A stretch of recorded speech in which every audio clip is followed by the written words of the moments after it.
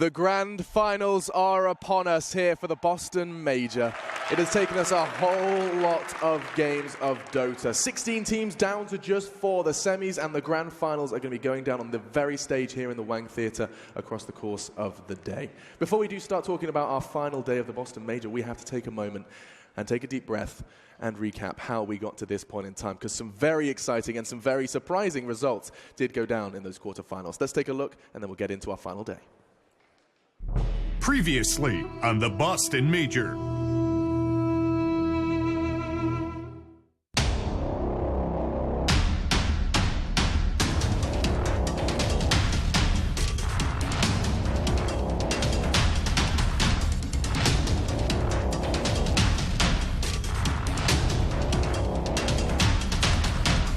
My God. Okay, swags it off, and Passer goes in, 3-man crush, Ramsey's dropping down the Bo3, looking to change his down universe, but the demonic purge is there, holding him back through the BKB, the illusions would recruit Ramsey as well. Passer jumps in again, holds Samael back with the crush, they've still got the vision on him, no one from the high ground, beeping him down low. Samael, he's going to be bursted here by the fire blast from Solo. They've also lost Arteezy, but in return,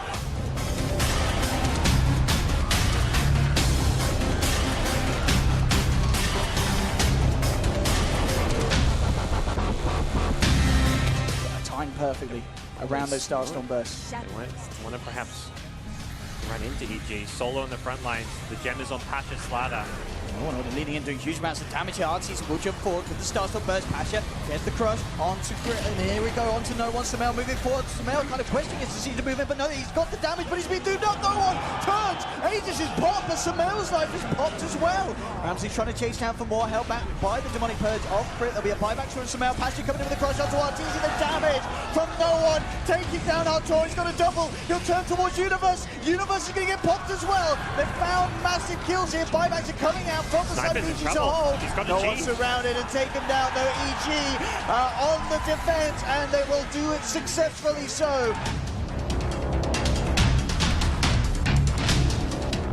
The fight here, but Crit. Oh no, No One's going to be so careful. They've got the water. No One! Oh no, not the rapier! They've got the disruption, but Pasha's there with the backup. Joseph with the crush. No One turns around. Don't hit the Alchemist! Oh, he hit the Alchemist! He's down! No One hits the deck. They've lost Lil as well. Ramses is going to be dropped. EG! I think they might have just done it here, and they have. GG is called. That one on the high ground. VP were not prepared for that. EG finding the jump in.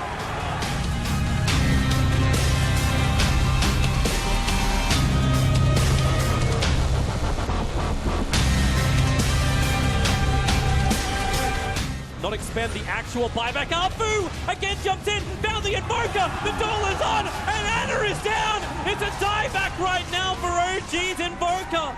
Zotel, he's still just one man, and he is gone! GG! 56 minutes in hook.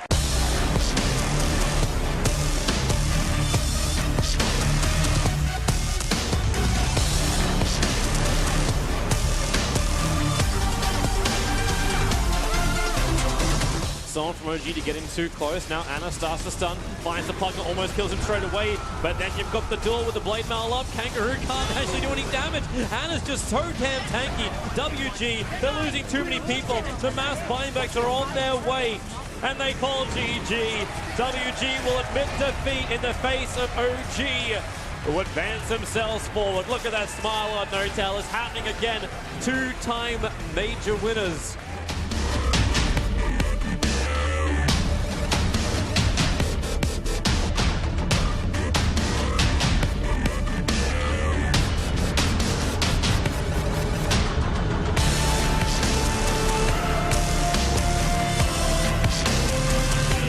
Coming on the courier. Will they plan it down in time? There's your imprisonment. So it's just the Plague Wars down for the moment. They're trying to block his path out by blocking in the tree line. Weeha dodges with the meld. Back behind the trees. No, once again, SVG right in the money. Hits the Gale, and Weeha will tick out. He goes invis. Do they see him? Can he actually survive through this? The Gale is still ticking him down, but it's not enough damage. Okay. Now the Sentry Ward is finally planted. It took a very long time.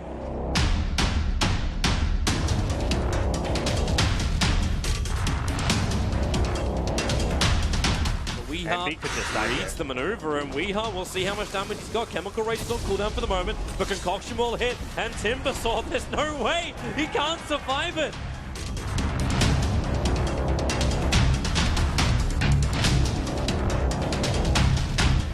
And it's Envy caught on the wrong side of the tracks. It's already a double kill for Weeha. Moon will dunk it down, but it's Resolution with a triple kill, and GG! DC will not only 2-0 MP out of the Boston Major, they will obliterate them.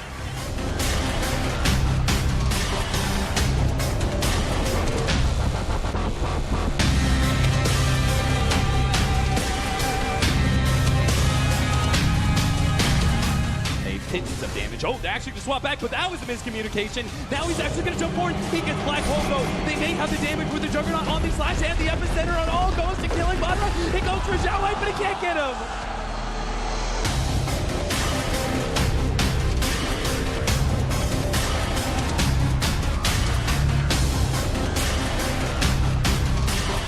At the same time, Madara, he's just focused on one other melee Rex. They managed to catch him with the Black Hole, but Madara, he's still staying strong through all of this. He still has a BKB as well as the Aegis. He pops a BKB, turns against DDC, hoping to be able to man through all of this damage that's coming out. 3 more seconds until Waveform is up. Spartan does not have a relocate, but he does have a tether ready to go. He's going to bump into DDC, taking out that support in the back lines. LFY, they just don't have the damage. They managed to take on another, but it's still Madara at half HP, manning up against the 4-man. Here comes an epicenter Yao. They managed to finish up the Wiz. They're slowing down a little bit, push forward. Madara actually stays ahead of that Burrow Strike, and he's trying to man up against this guy, but he just seems to have too much HP. Madara the monster! My God! Triple kill against 5 of LFY, and he still has an Aegis, and to the bitter end will fight, but Xiao Wei will not. He gets it up. Game 1 is Ad Phenums.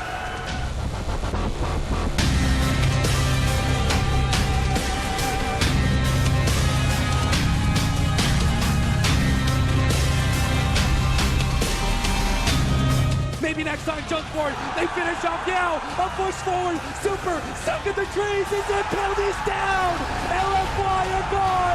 Game 3 is finished for the taking. Damn, Spartan is so happy.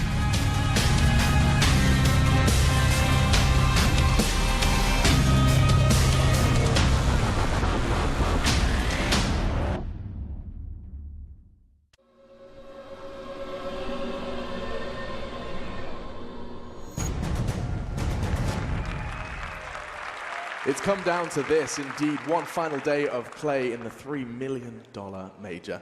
The world's best Dota players are waiting backstage to get their chance to get to the grand finals of the Boston Major. I am your host, Alex Machine Richardson, and I'm joined by a bunch of merry men. First, to my left, I have none other than ex-player and all-round sweetheart Fogged. Good to have you here with us. Nice tie, and also feeling like you're, I almost see a smile of excitement coming into these semifinals. Just a little one. Definitely, after seeing that video, we just saw Adfinum screaming and breaking stuff on inside the booth. Come on, at least that's all that's in my recent memory right now, but we have some great games coming up ahead of us today. First series is very hype. I think we're going to have a really split crowd as well. And joining him alongside it, we have chess master and king of the draft, Winter. Lul. Don't laugh at me, Winter. We're supposed to be serious. Yes, indeed. EG-OG is going to be our first game. Adfinum storyline as well. Winter, I know you're all about the draft, all about the Dota, but you can't help but fall a little bit in love with some of the storylines we've established here. I mean, I told Ted I'm just going to be on Adfinum's You are? side today. Yeah. Oh, he's been besotted. And finally, of course, on my panel, we have the delightful Shiva. I know we have got a lot to look forward to here, Shiva, but just as you do see that recap video, what stood out? The absence of VP, what was it? Okay, so obviously at Finum, everybody loves them. Let's put that aside for a second. I think the most important thing that I can take away from yesterday, I was not expecting DC to crush NP as hard as they did. I mean, I was expecting them to be victorious. I thought they were going to win. But 2 20, 25-minute games, I don't think anybody was thinking that that was going to be so one-sided, and I think that is really scary for any team going up against Digital Chaos today. They did make a statement, there's no doubt about it. That will be played second. We get Digital Chaos versus Adfinum. If you want to see it for yourself, the bracket will help. We can bring that up to also remind you of what the games we did witness. OG did manage to beat down Warriors Gaming in a full 3-game series, and it wasn't necessarily the most, well, it wasn't the most one-sided of series, was it, Winter? Getting to see a full 3 games Warriors did not go down without a fight. Yeah, a bit disappointed at the end. You were disappointed at the end, A little, but OG still proved to be the much stronger team with their greedier draft in the last game, the Alchemist Luna. And the Pokemon was like a decent solution, but just didn't work out for WG. I mean, we did say, we were like, the fact that reverse series are rare. Adfinum was probably the only other exception to that. Warriors got the first, and OG stood vigilant, picking up those two. Coming up today, though, if you're sitting there and want to plan your day around the grand finals of the Boston Major, we've got some times for you to prepare yourselves. This is what's going down today. EG, OG, then we get ourselves Digital Chaos versus Adfinum, and then that grand final. Full best of 5, and there is, of course, going to be a scheduled 1-hour break between that second semi and that grand final. So for everyone in the theatre, of you guys at home, you know what to do. Your day is planned. Whew. Is it time to get the players on stage? Are you ready to start talking EG, OG? 100%. All right. So let's do it. All right, let's do this. And so, as is tradition, before we do dive into this first series, we have to get the players in their booths. It is time, and it's my great pleasure to introduce your first semi-final team. It is none other than EG, and alongside them, it is OG. Reigning champions and two-time major winners Fly and No-Tail have returned to the fray with a revitalized squad. Competing in their 4th consecutive Dota 2 major, quick, smart, and deadly finishers, they've recently rediscovered their mojo, giving us a taste of that killer instinct.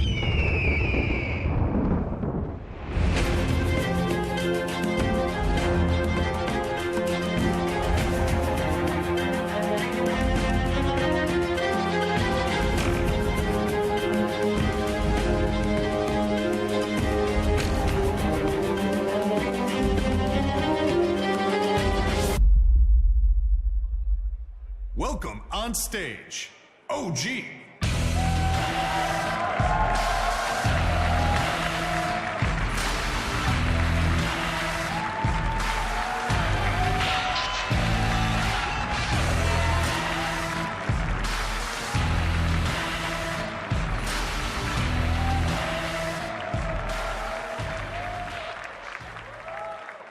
With a world-class player in every single position and a double majors champion as its captain, this high-powered team commands respect. Under the watchful eyes of Coach Fear, new team captain Crit has already delivered silverware to this TI winning organization.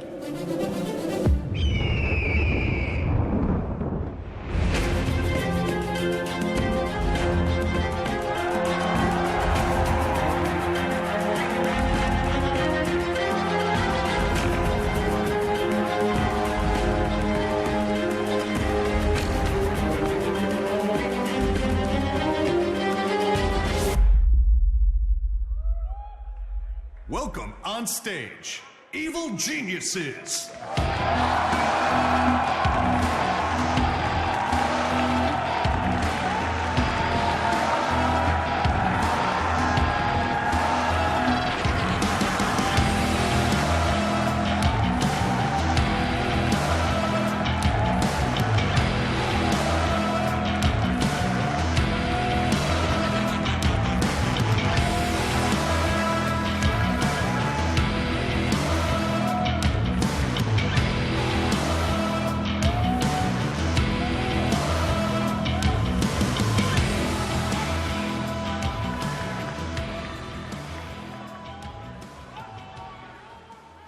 OG, the only team, the only organization to win 2 Valve events with Frankfurt and Manila under their belt, and now they want to get themselves into that grand final of Boston. Can they make it 3? And standing in their way is EG. Right, panel, it's time to get into it. It's time to understand exactly how things are going to be going down. OG is our first port of call, and of course, when you frame it like, can they make it 3, you really do just have to say, are they coming in as favorites here, Shiva? It's really it's such difficult a good question, right? to tell, yeah, because, I mean, we've seen Evil Geniuses, okay, in the group stages, they didn't look that hot, and then they came into the main stage, and then they crushed every opponent they've had ever since, and they just look so dominant in this. At the same time, OG, we saw them yesterday against WG Unity, and it was a rough series for them. In the end, they relied on an Alchemist to carry them through twice, and I kind of feel like we might not see Alchemist at all this series, so it really depends on how well these teams can adjust. I mean, I think they can do it, but at the same time, I think EG, I would put them maybe even as a favorite. Okay, I mean, this discussion of favorites is really interesting, and it's going to be quite polarizing on the desk. We can bring up OG's roster because it will be probably a reminder fogged of just how much firepower these guys do house. None other than No-Tail, Ana, S4, Jurax, and Fly. The No-Tail and Fly bookends of the course, and then they've got some very exciting Ana and Jurax. New blood, new chip off the old block, Fogged? Yeah, the one cool thing I did want to obviously talk about is Crit being on EG now. Yes. While he used to be on OG. So there's that kind of tension maybe between there, just to throw it off a little bit more. But just looking at OG, they definitely have a long run, especially like just facing versus EG, because I think the individual skill is going to be a really important factor here. Just the individual matchups. Big ones I'm looking at is Ana versus Sumail, and then S4 versus Universe. These two, if they could put in 1v1s, I think EG has a slight edge over them. I mean, every position, including Creed versus Jerax, very similar players. And it's going to be very important in the early game, like who gets more done. You're saying that basically, well, I mean, if we remind ourselves what Sumail said in that interview, you know, they asked him, they said, who has challenged you in the mid lane? And he said, no one, not the player. No one has challenged me. I mean, it's pretty BM, also pretty hype. I like that a lot. There's sometimes an attitude you need to have to be the very best. We can bring up their roster alongside Sumail. You'll see EG. And a lot of love for these guys if they have turned things around after a very downtrodden group stage, conceding 2 best of 3s to their domestic rivals and counterparts Complexity. They've now find themselves in a very good position. And a lot of that, Shiva, has been attributed to that victory versus Virtus.pro. Yeah, for sure. That first game against Virtus.pro, it just felt like Evil Geniuses was so prepared. They knew exactly what to do. And in terms of preparation, sure, they had like, a full day to prepare for that matchup. And that's fair enough. So, you know, good win. But then the second game is where it really showed that Evil Geniuses can adjust on the fly and just know what the enemy is trying to bring. So they adjust, but they also are aware of what the other team is going to adjust. And that adaptability that they have is so important, and that's going to be even more important in this series as well, as OG is also one of those teams to adjust per series. Leading me to exactly to something I was going to bring up. Do you think that Crit, knowing kind of like the foundation of OG, the kind of the way they work, the kind of the way they think, do you think that's going to have a big impact? Just because the way that they adjusted, the way that they adapted yesterday, you saw how concrete of a game plan they had. How much of a difference is it going to make in this one? I think it will have a big impact. Surely you've played under the captainship of Fly for like a year almost. Sure. And so you know how he thinks, you know how he works. You can definitely prepare for that. You know how Sebastian thinks as well. You know how their coach like talks to their teammates. You kind of get the general idea of what they want to go for. So I mean, this goes one of difference. 2 ways, because I've seen instances of this before where, you know, they've played for a roster for so long and then they find themselves against them, and it can go one of 2 ways. That, or the other way is you sit there and go, oh my God, I knew they were going to do that. I don't think personally he's as good as he should be. You know, like you basically compare yourself all the time, and you think you feel extra competitive and you take the loss extra hard if things do go badly. Do bear that in mind. That's I'm all about emotions, you know. OG can also use that against them. Yes, true. He's going to no, I'm going to do this, but I'm not going to do this. I'm going to do something else. It's next chess. level. Yeah. It's always chess. Let's bring up that featured matchup, though, for you guys at home to explain exactly what is going down today. Who we want to keep our eyes on? It's Jerax and Zai. So in this matchup, I think the mid lane, we already pointed out, the mid lane is going to be very important. Yes. But both of those players are going to know that. We saw yesterday when we were talking about Sumail versus no one, we knew that was going to be a very important matchup. So we had Sumail sitting there on his Ursa with an IO backing him up, and therefore having an advantage in that laning stage. And I think these 2 supports are going to make the difference in that mid lane, and are going to make a difference for the teams going into that mid game, if you will, and have the advantage there. Depending on who does better. I mean, that also relies on what the captain puts them on. Yeah. Yes, exactly. If he puts them on someone that can't really help the mid lane, then you can't basically do that with their roles. I think it'll be pretty important to have both of them on just like rotators, though, in this series. IO Ogre, exactly, yeah. How greedy can you get? We saw Jerax on Slardar yesterday, and that was a fairly greedy support. Yeah, I wasn't. You weren't convinced, though. I wasn't a big fan of that when they did it in that game. So I would actually rather in this matchup prefer him to be a much more on a stronger roamer. You can pressure lanes. You need to make sure that the mid laner gets a good time. That is like super crucial in this matchup. Oh, that's primary school insults. I like that. We're going right down to the Stone Age. Okay, guys. I know this is going to be really difficult for you. This might be the hardest prediction segment we have had so far in the Boston Major, because I know that you guys are really not going to find it easy to separate them. And you know I always start with you, Shiva. Yeah. Yesterday I went against the crowd.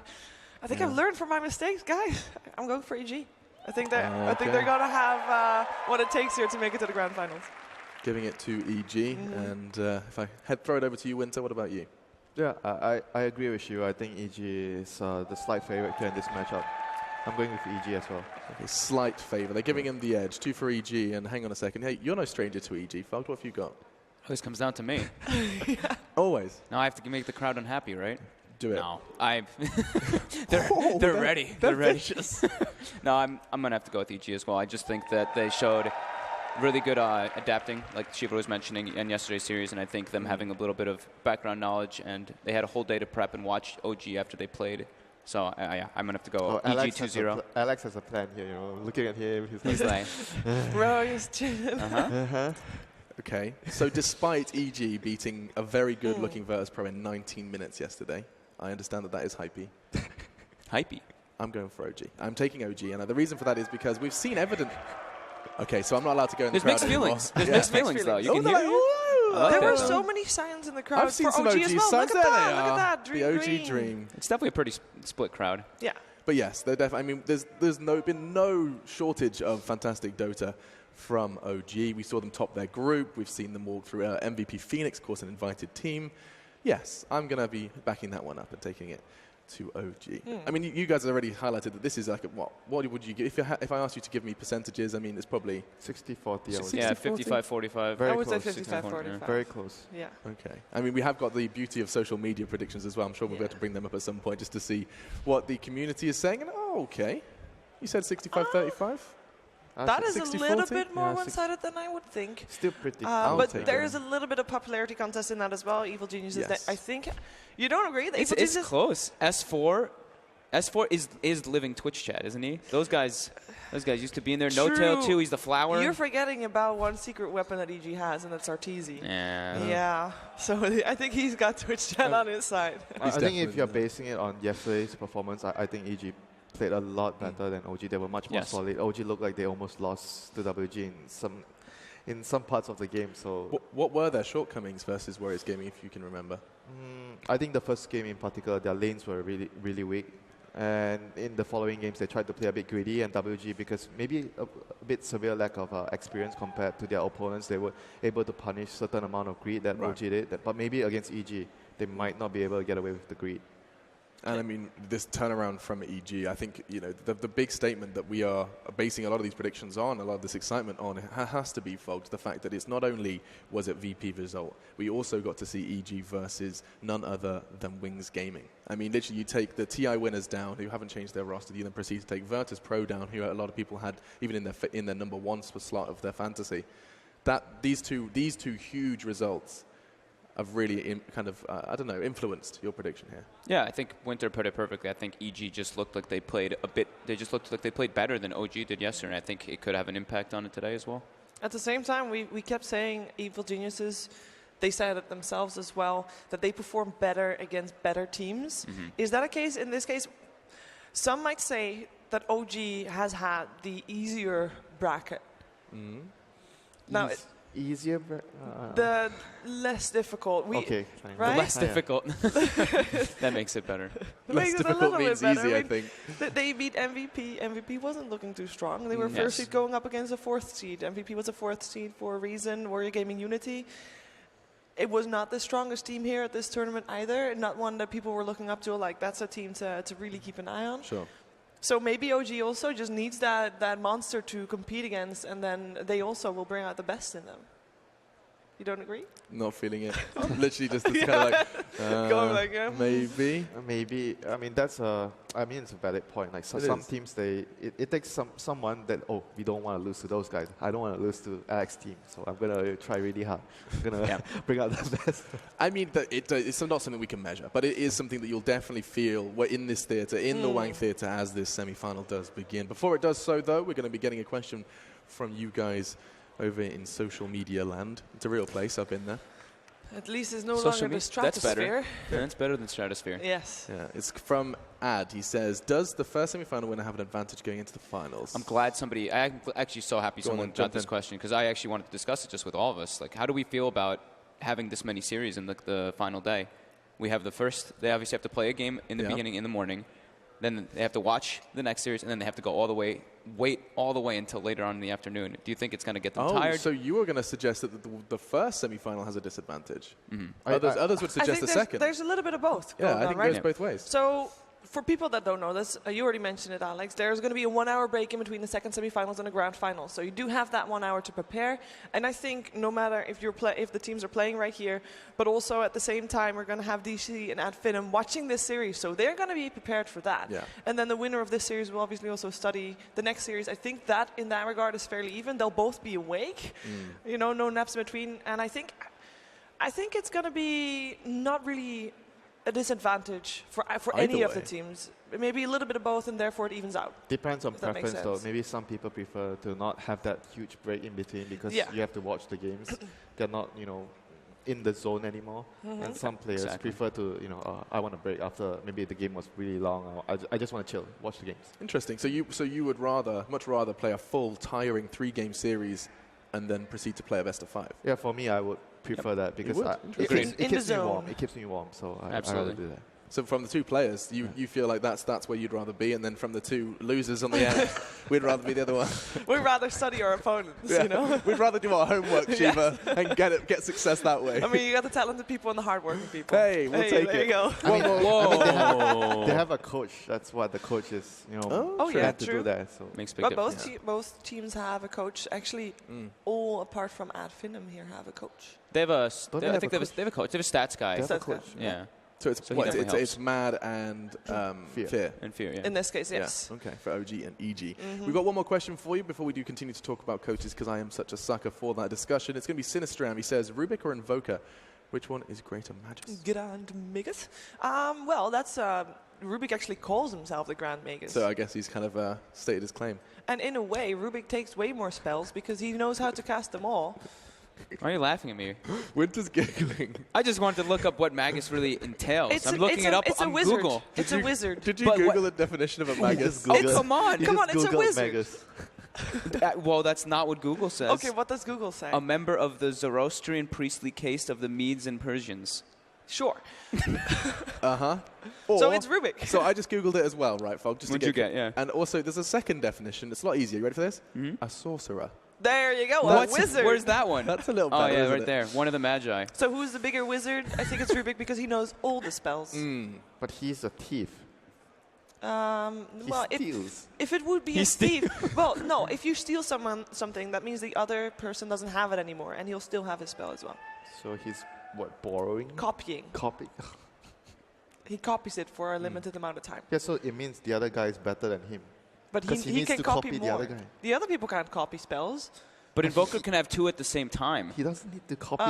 But yeah, wait a minute. So can Rubik because he has multiple spells. Those are his. He doesn't.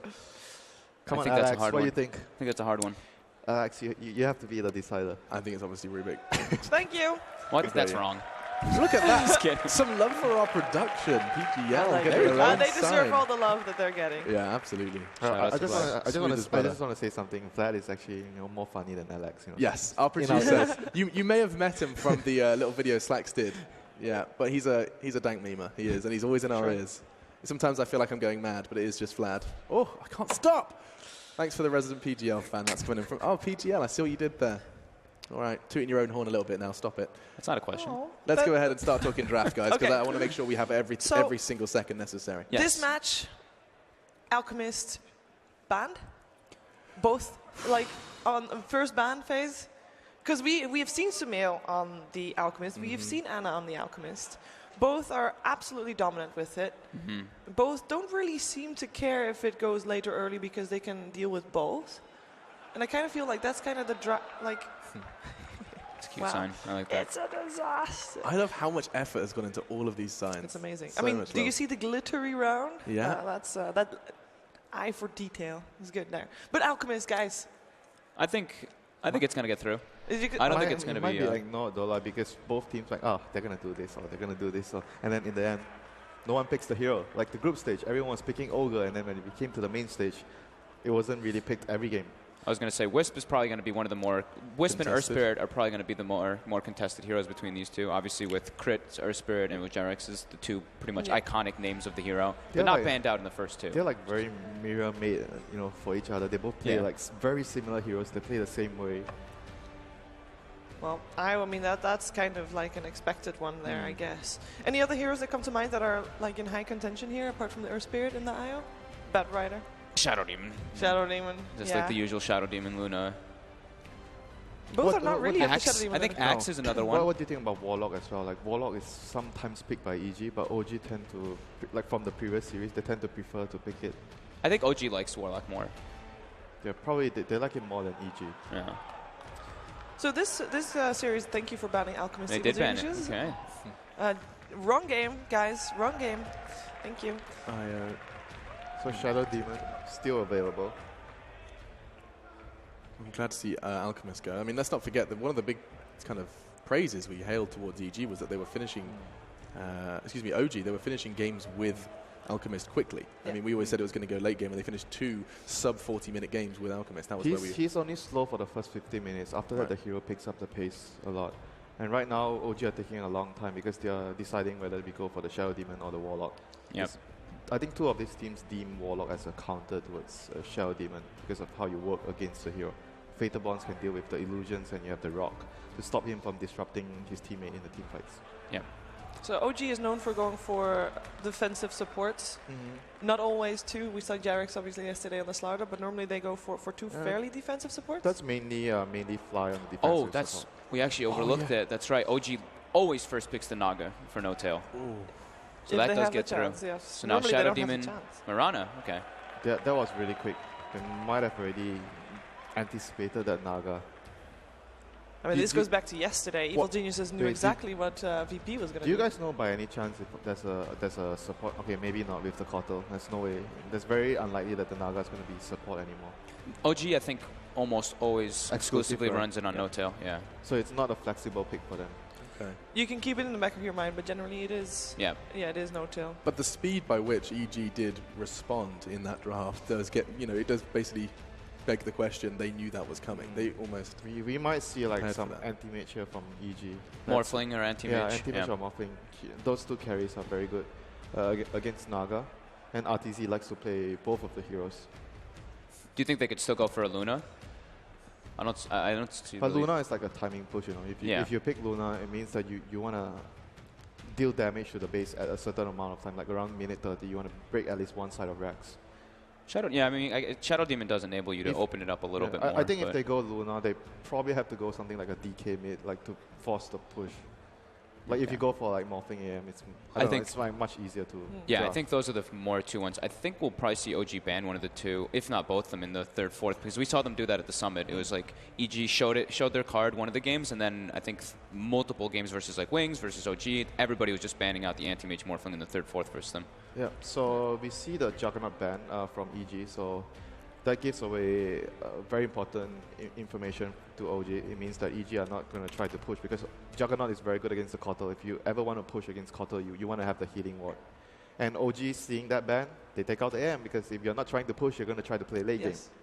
So it's very obvious both of the teams are starting to understand what you're trying to do. And with them taking a little bit longer to decide about their bans, they're trying to maybe adjust mid-draft to what they already planned from the get-go.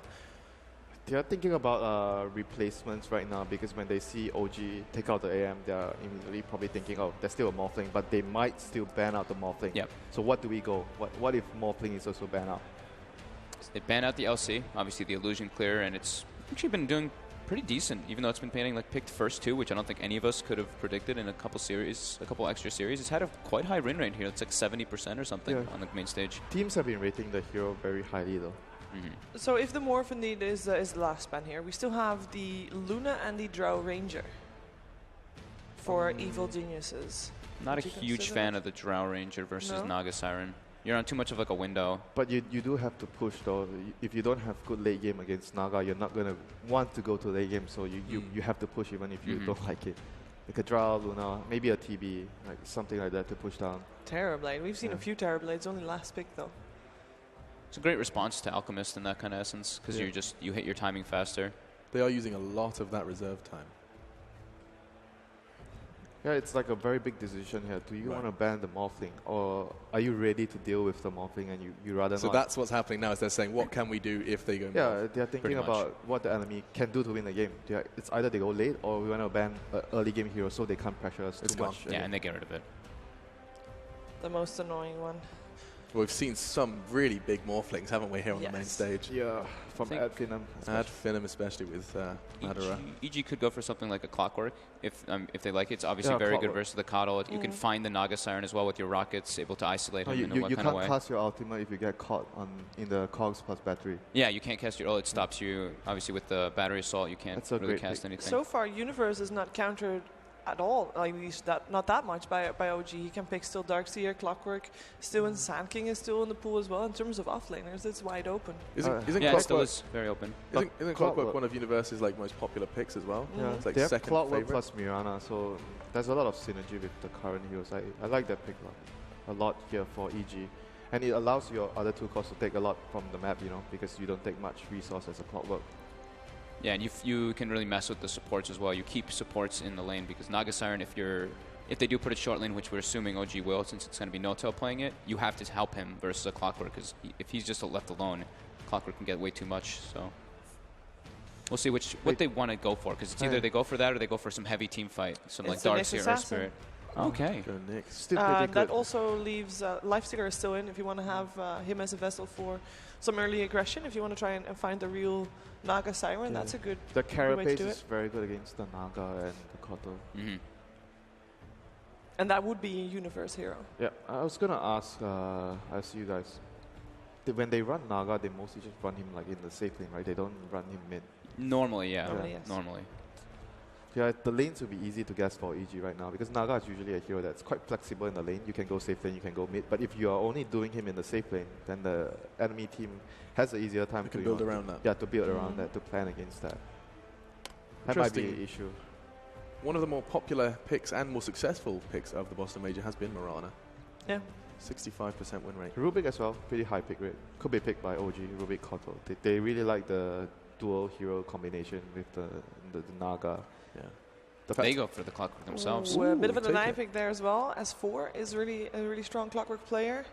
And we are going to assume it is S4, right? There's not really a chance. OG doesn't really pick it as a support. Never seen it before, but they They did pick the Slardar did the yesterday. Slardar, They did the so, Slardar. Yeah. I don't know. And like, Adfinum did it yesterday. I don't think Yes. MNT's played Clockwork support almost ever, and they picked it for him. So it's definitely left. It leaves him maybe a little open, but more than likely S4 Clock. If you think about the hero, he's like a support, right? Yeah. In the off lane, he doesn't take so much and he runs Yeah. around. Yeah, it's a cool, clever dual lane too. Like the Clockwork Coddle, we used to see people run it like a long time ago just to pressure a lot. If they do want to go for something along those lines, and Clockwork fits really well with the Naga because you don't really take too much farm. So they do go for the Luna, as we kind of expected, but Does that put a timer on their draft at all? Definitely. They're going to need to step up the pace of the game. Well, the other thing is what is their mid hero going to be? Maybe they go for like a heavier farm hero. Then it sort of like puts your team under less stress because if you have dual core against a single core Naga, then you might have a much better time going into the late game. you don't think there's a chance it's Mirana mid still? Oh yeah, that Sumail does yeah. play Mirana. Yeah, I forgot about that. Yeah. I keep thinking about the Shadow Demon Mirana support because we've Yeah. seen so many support Miranas There's- the I day th- before. I think there's still a chance. At least this just standing in my mind because of yesterday, though. But how do you feel about EG going for like a Chen? I mean, they are versus a Coddle, which kind of deters you from going for like that full-out push thing. But EG took it late with the Chen yesterday, and it's a great, Shadow Demon combo. I like Chen because basically the main idea for them right now is to pressure and use the Luna to take down towers. They need a mech carrier. They need a way to push with a support. How about Leshrac? I don't know. I was actually legit. I was G literally li- about to say G likes Leshrac too. Leshrac, yeah. Yeah, I mean Leshrac will allow them to push. That would be also a pretty good option, but he's not a mech carrier. That's the Yeah. downside. He does He pair can up build. nicely with the Shadow Demon. I mean, yeah, I guess he can I've buy seen the mech. EG play it before. Yes. And it's a lot of, it gives you illusion clear on a support, and they already have the Shadow Demon who can make So- copies of the Naga Siren too. So far, we've seen pushing supports Shadow Shaman, Leshrac, Chen. But if they do want to go for the support Mirana and go for a mid core that can push, that's only DK, right? There's not many other heroes that can push on. Yeah. Is there It's another like- hero left that would offer also a little bit more in terms of illusion clear from the Naga Siren? Mirana carry. Mirana carry. I think it's like Lash, Chen, DK, or Invoker are probably like the more likely picks for EG right now. Yeah, Invoker does give the Knicks much more threat in the map with the Sunstrike, the Vendetta plus Sunstrike gang. Exactly. Yeah, Lion is also one of the heroes, one of the supports. If they still go for that, actually OG thinks they are going for core still. Yeah, they go for the DK themselves. DK themselves, so there it is. The heroes to make space for the Naga to take the map, the 4 heroes. Someone to pressure towers with your teammates. It could be also a deny pick. They are worried about the Luna DK push coming in. So overall, OG has a very straightforward, solid Naga draft. And EG, do they go for more late game? Do they go for the push? This is the last pick for them. They're lucky. It's good that they get to at least, even though the DK may have been a deny pick, they get to see the mid laner first. So now it's like, Sumail, do you want to play Mirano versus DK mid? Do we want to pick Chen? What approach do we really want to go for And this? they still have really bonus time left as well, so yeah. plenty of time to think Burn about it down. that. It is interesting that EG have Luna and Shadow Demon, 2 of the most successful picks. In fact, both of those are the 2 picks that are above 60% win rate in the Boston Major, the only 2. OG thinking they can beat it. Can they outlast them? They have The the Naga Naga though, Siren, they yeah. definitely can. Naga and Keeper of the Light, very, very good late game. Do they have enough illusion clear? Is the Keeper of Light enough of an illusion clear? Oh, there's the Lash. They go for the Lash. They go Lash. All right. So support Lash and mid Mirana. Yes. So they have. It's a very good lane. Yeah, it's very scary. The Shadow Demon Lash Strike roaming potential, and it gives them some more, I guess you could say, late game potential if the Lash Strike is able to like transition to a core too. They do have the potential to maybe take it versus a Naga. Lash Strike is really good against the illusions. Yeah. So a little bit of an edge to EG. Oof, okay, giving EG the edge in our first draft of our first semi-final. It's time. All right, you've been waiting for the Dota. We've waited long enough. And so I can introduce your casting pair for the first game of our first semi-final for the Boston Major. It's the dudes from Down Under. It's Gods and Toby 1. That's right. While we can't have a competitive Australian in the finals, maybe we could actually have a couple of casters. We could have, Toby, come on. Almost. We've got Honor. We've Close. got one left. Close, maybe. That's if OG can win. This crowd seems to be backing EG a little bit, but anything is possible. OG as well as EG. We've got major winners. We've got TI winners spattered through them all. Who can actually take this game and push themselves into the best of 5 grand final for the Boston Major? It's crazy to think there is 3 teams with former OG members in the semifinals between DC, OG, and EG. There's a very high chance we're going to have a 3-time major winner between the current OG players as well as Crit on EG as well as Moon Meander on DC. But we'll have to see. Maybe Adfinem will have a thing or two to say about it. Right now, EG going with a very aggressive smoke maneuver into the enemy jungle through the mid lane. Yeah, they're not going to find anyone, though. OG is preparing themselves for the bot rune, but this will allow EG to establish some aggressive ward control if they want to. Not the biggest game for this to happen, as OG aren't really running a jungler, Clockwork, a hero who stays in the off lane, doesn't want to back out and say, hey, I'm going to do what we saw Axe do yesterday, where it's like just abandon the off lane completely, get some heavy farm. We haven't seen where they want to put their second observer ward yet. Now they'll plant it just to help protect the off lane from some of those rotations. And I mean, for EG, you're pretty happy with that movement, even though you got nothing out of it because you get 2 really nice, difficult to plant wards typically. But OG similarly have got that cliff ward, so they're going to see a whole lot as EG look to go for an aggressive tri-lane, it seems. Well, they've already got Naga rotating bottom, so they've seen enough that they see the aggro tri-lane, and Naga is not having any of it. Yeah, and EG don't want anything to do with it either. Universe is headed down to the south, so okay. Everyone with the lane switch up. Thanks to that Dire Observer ward sitting up next to the tower. You still haven't had EG. Okay, now Zai's going to come in range. They see Crit as well. So OG are very well aware of what's going on, pinging out the fact that Zai is already making a break for that side shot. So they've got to be careful about this. But with S4 with the cog block, he's going to hold him back.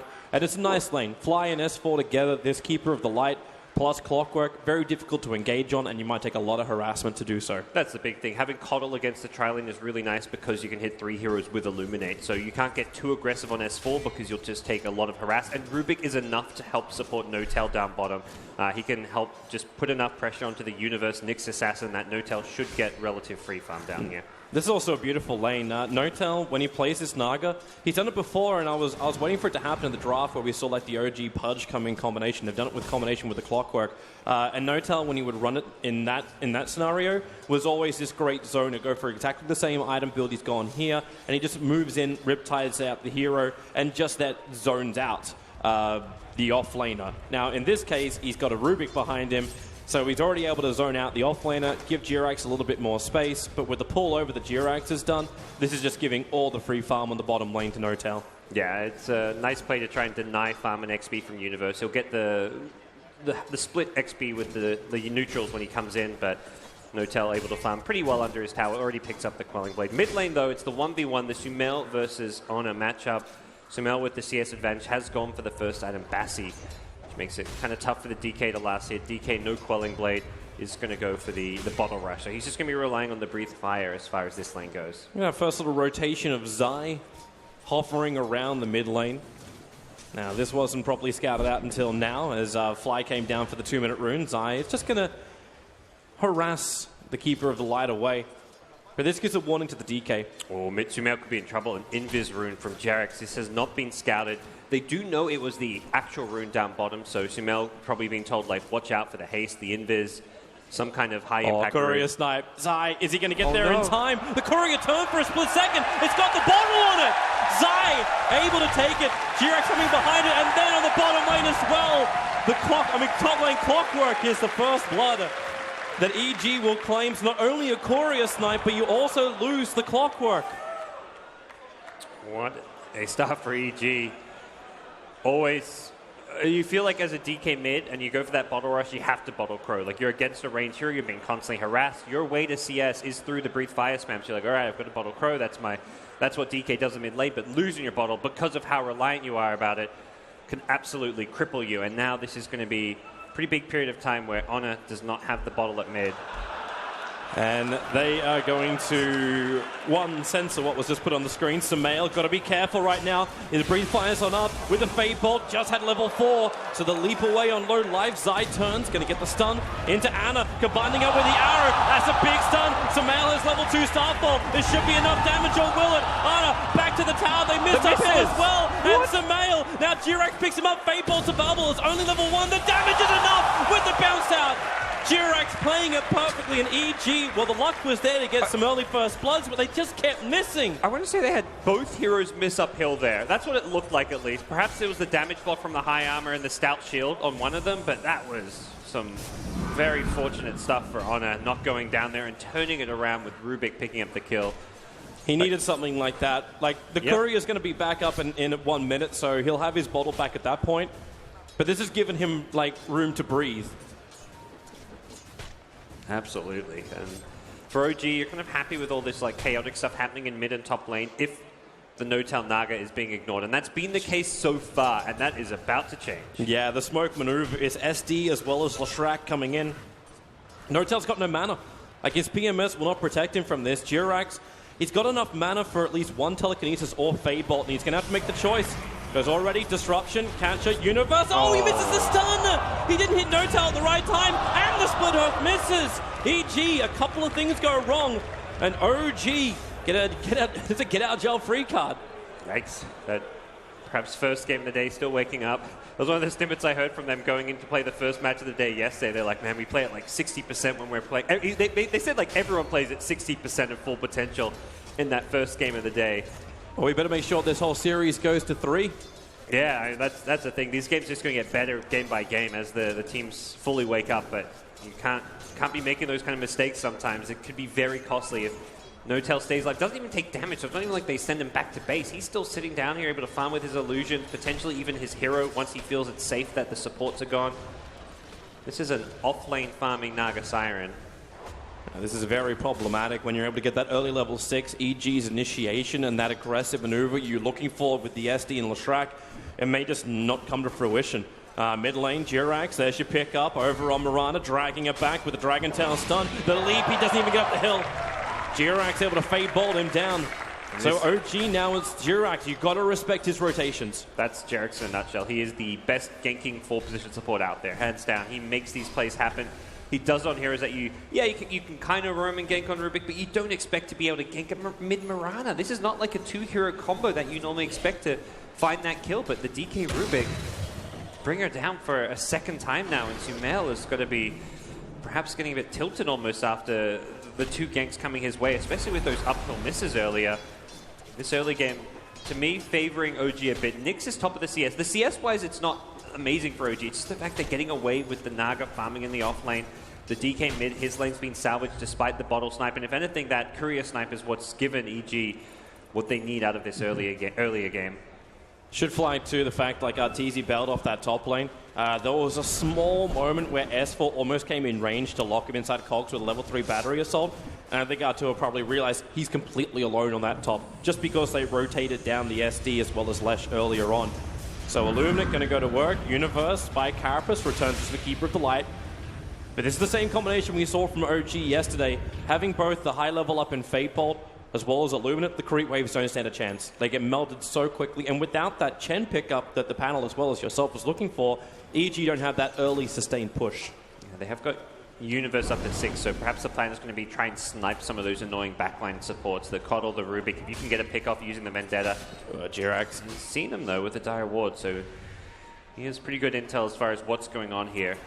Has even the Sentry Ward down between the towers, and the TP in from Clock, they're possibly looking for that kill on Universe. There's a level 6 up on S4.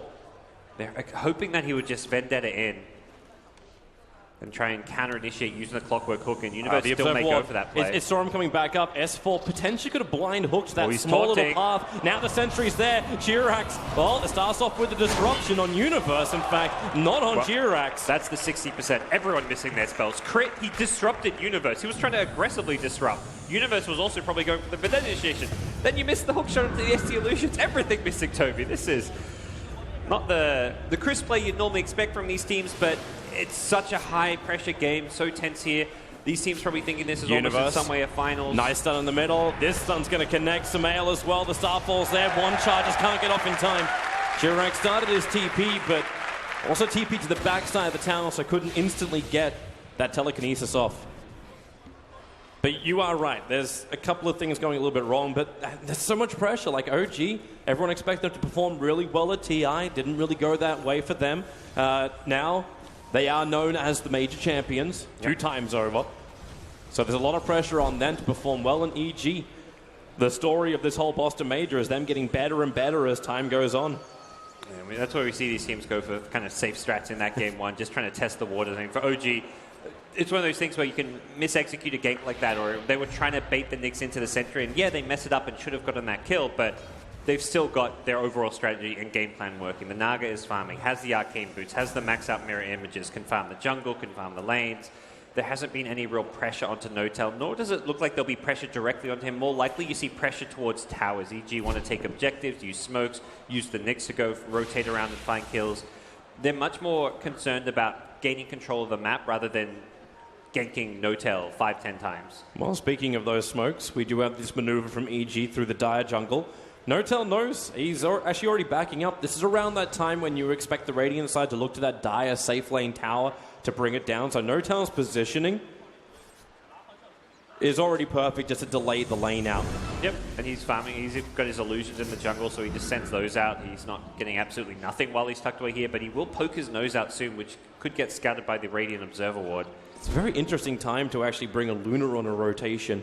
Normally, we've seen a lot of Lunars throughout this series, throughout this competition, and especially with OG. Oh, they just Sentry Ward. They just Sentry Ward. Universe, he's visible. The Dragon form gives him the range stun. Now hook shot forward. S4's going to hold him there with the Cogs. Arrows coming in. Universe gets his stun off, but it's already too late.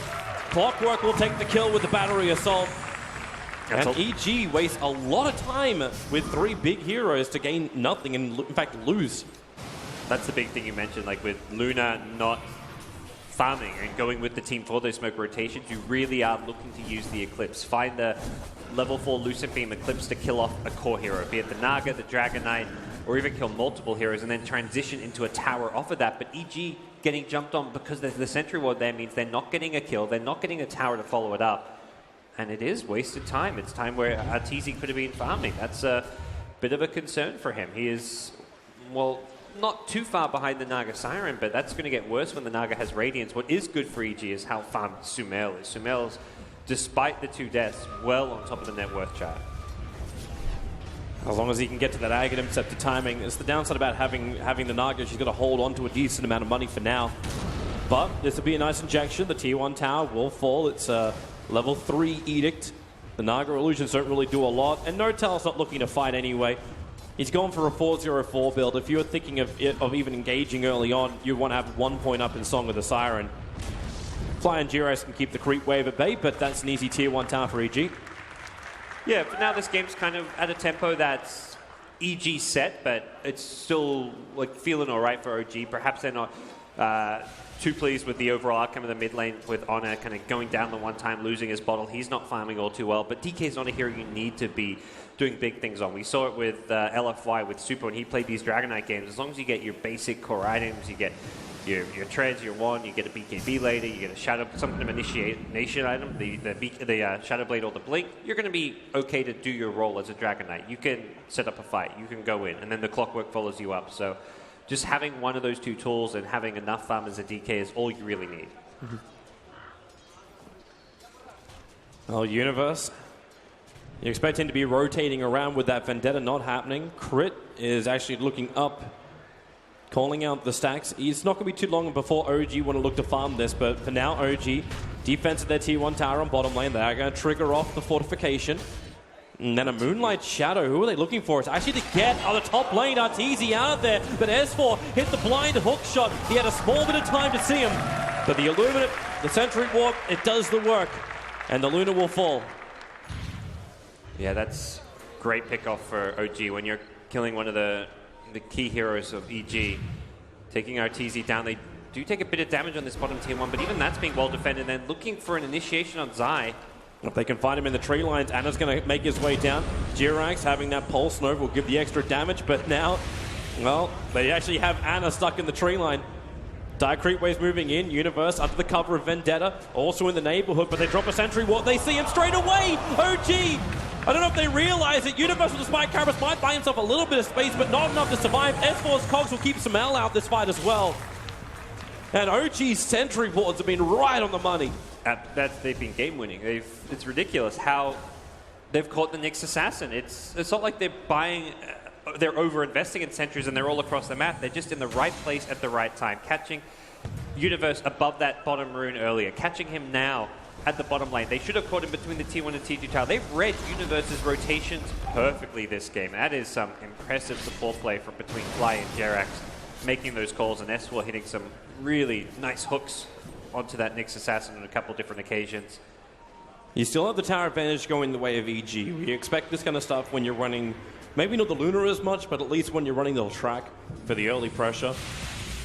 Jirax out a long way. S4, the Observer Ward. He saw SD just moving in, and Crit, well, he is most definitely dead up on that top lane. Nice little op spot because it's out of sentry range from that Cliff Ward, which is so common and popular.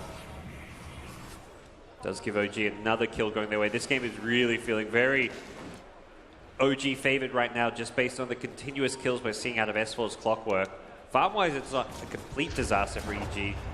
It's even on net worth, but it's still an under-farmed Luna. This is not EG hitting their stride. They were hoping to be able to take towers, take objectives, use this level 4 Edict of Leshrac. They picked this hero to have a pushing lineup, and while Leshrac has been in the right place to kind of go for some towers from time to time, it never really has come together where EG is a 5-man unit. Have everything they need. Well, they keep losing their cores before the Leshrac can push. Like, Universe goes down, you're losing so much control through his stuns, through even just the fear of a Nyx Assassin running on the map. You're meant to, like, OG is meant to be fearing the rotations of the Nyx Assassin, but because they keep seeing him, because these supports have picked up so much money, they got so much money to spend on these utility items like Sentry Wards, that they're just checking every time where Universe is moving. And underneath the Obs and the Sentry on bottom, it's actually more trouble for Artur. S4! A big wide hook, a secondary Sentry will be dropped. Arteezy with that Purge creep, actually slowing down Jirax for the moment. It's got another charge with the Lucid Beam. Jirax in trouble. There goes your first disruption out from Crit. Jirax gets stunned up, hit by the Vendetta, copping a fair chunk of damage and will die. Yeah, OG just looked to cut their losses there. Imagine it was like, look, we've got this relic coming. Let's not lose a big team fight here. We can take a one-man casualty in the Rubik, but we don't have to lose too much more. If anything, they're probably concerned about a tower push coming now with EG all grouped up towards this bottom lane. They've got 4 heroes down here. They don't have Sumail on the Mirana, who's very close to an Aghanim Scepter. He's the player they're kind of looking to kind of transition into that mid to late game as the big carry here with Arteezy struggling and to be able to fight those Naga illusions. Yeah, the Naga illusions is where my mind's going for the double Starfall. If Sumail can clear this out, then N0tail's damage in the fights is obviously going to be drastically less. Yep. But then you look towards the DK. Anna, he's finally getting closer towards that armlet. He's behind the Luna in net worth, so it hasn't been the greatest DK game after his bottle got sniped. But the game of catch-up is always going to be better for OG, just because you're running a Naga and Keeper of the Light. Your global control is so good that it's more like EG is on the clock to try and win this. Oh, absolutely. The longer this goes, as much as Mirana can clear out waves and pseudo deal with Naga illusion, Naga still is going to come out on top there over time. The illusions will split across 3 lanes. Mirana cannot be in all 3 lanes at once. Naga illusions will just get tankier over time once you get more and more items. The Octarine with the Manta with a potential Heart of Taras. That's where the illusions have too much HP to even burst them down. For OG, you want to make sure you have to farm elsewhere. The Dragon Knight of Honor has an Ancient stack, which he can farm a bit later on once he hits level 11. So for OG, I think I look towards them getting more farm and Honor, because everything's going fine for the Naga. They want to make sure they have diversity with their damage output and with other heroes able to contribute. Because EG are playing for the long game. They picked up the Midas on Universe's Nyx Assassin. They've got the Helmet of the Dominator Arteezy. He's farming Ancient stacks himself. Sumail's got the Aghanim Scepter. He's looking for the late game, of course. So even though there's a Naga on OG, the late game is kind of what EG have kind of recognized as where they're heading in. Universe, how do you stay alive? Sit underneath your own sentry ward. That way you know they don't have vision of you. There's a Radiance, though, and I think they decide, let's not fight this Radiance song. DK actually triggers his Dragon Form with the extra sentry planted and the Obs Ward. That sentry is just out of range of the Radiant sentry. Arrow will fly between the middle of OG. The Observer Ward will be taken out. Universe. Oh, the spike covers the hook shot! S4's in. Disruption came from Crit, but it didn't do enough in time. S4 does get stunned up, but N0tail resets up the fight with the Song of the Siren. Zai's just out of range of it, and that allows Ana to pick him up without turning off the Song of the Siren. Now Sumail into the trees, picked up by Jirax, thrown back into the middle of the OG sandwich, and 4 heroes down for EG. A tier 1 tower to boot, and OG, they look in great control of this game at the moment. Yep. First thing N0tail does with his Radiance is tell his team, let's go fight. Let's go together. Let's contest those Ancients and take a team fight. They kept the initial pickoff. S4's clockwork has been impressive, to say the least. He has found initiation after initiation, and that sleek micro from N0tail, he slept everyone, but then moved his hero a bit further away so that the DK could finish off the Leshrac. So really nice positioning from him.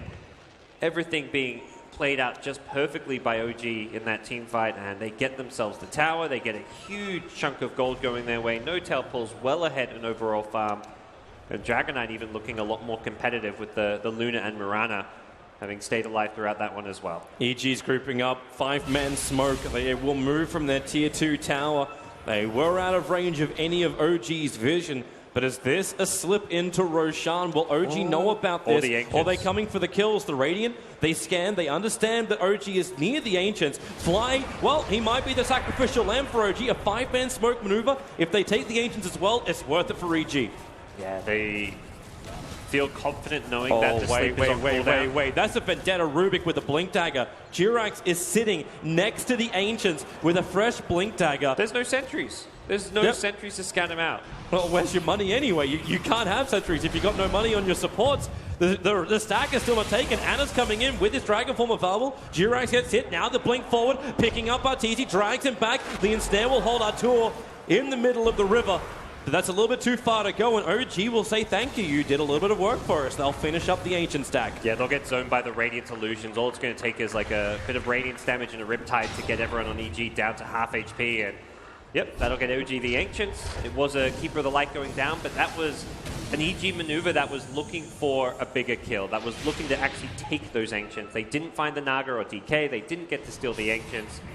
Oh, and all the wards that EG just put down will be lost. N0tail They found both of the observer wards that EG placed with the smoke maneuver. So now EG, they're pretty much blind on the map. S4 gets a hook shot down the bottom lane, actually soloing Arteezy's Luna. Dang, that is not a good sign when your Luna's getting solo killed by a Clockwork.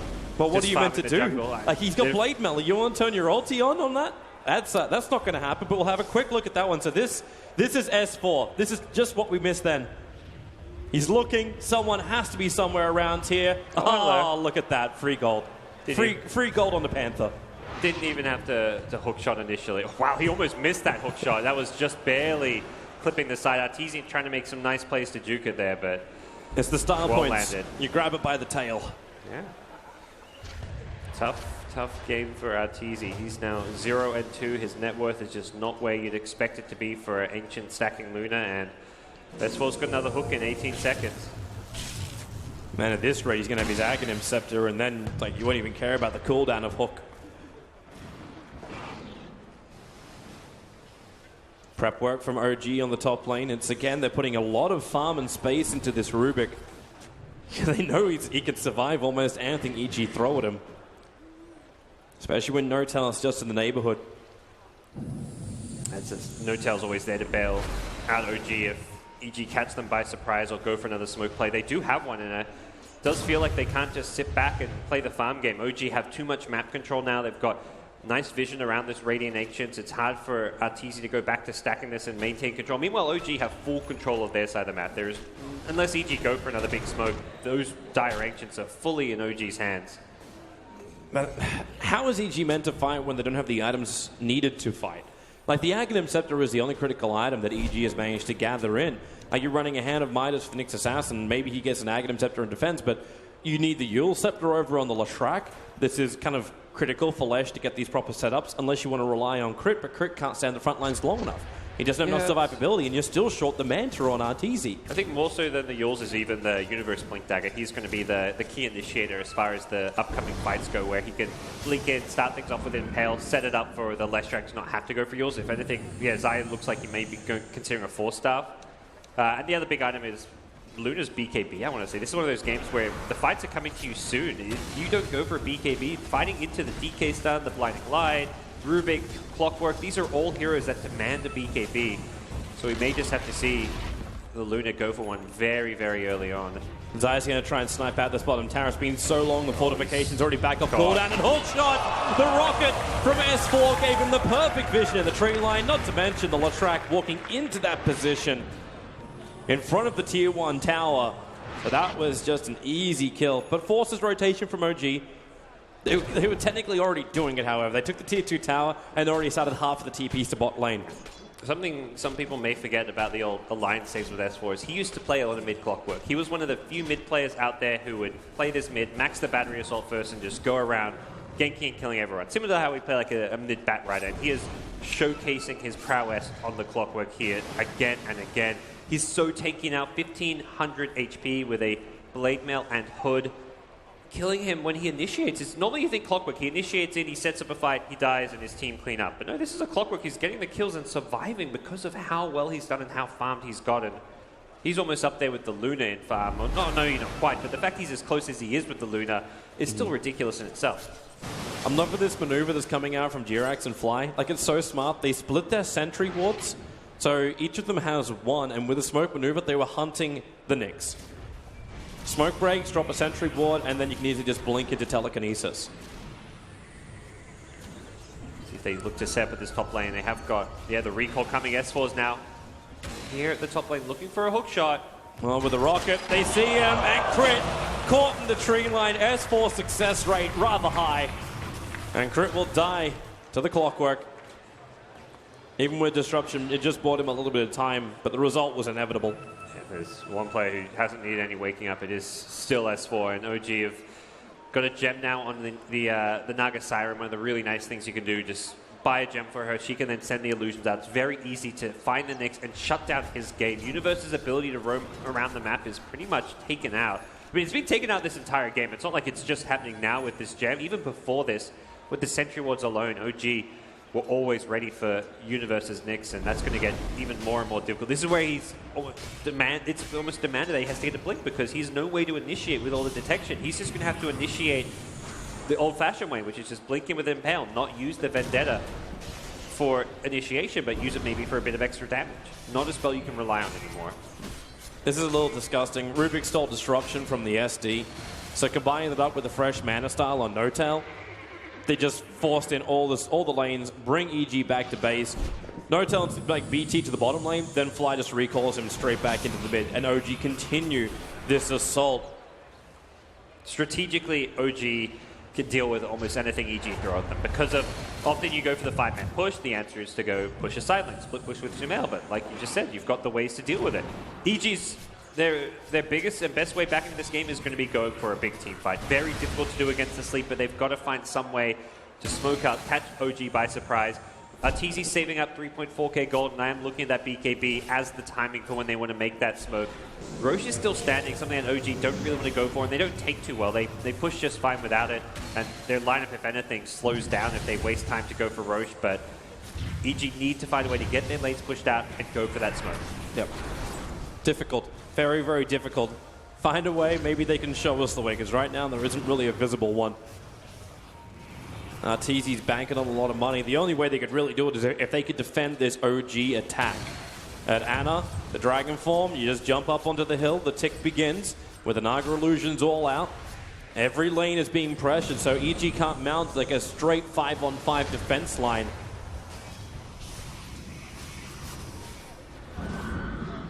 Yeah, for EG, it's pretty much defend the high ground now, which is not a position you want to be in when you're versing a Naga Siren, because that's not defending one lane, that's defending all three. Maybe now they can fight. That BKB is on the Luna.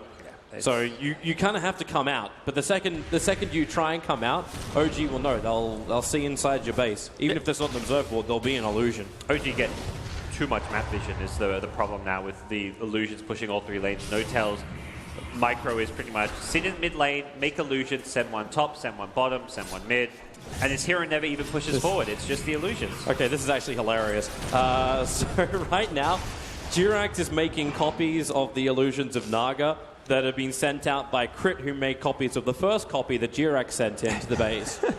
Oh, it's literally copies of copies of copies. There's got to be some level of too early in the morning. this. I have no idea what you just said. Speaking. Wake up, gods! Wake up! Oh boy, it's a tough game for EG.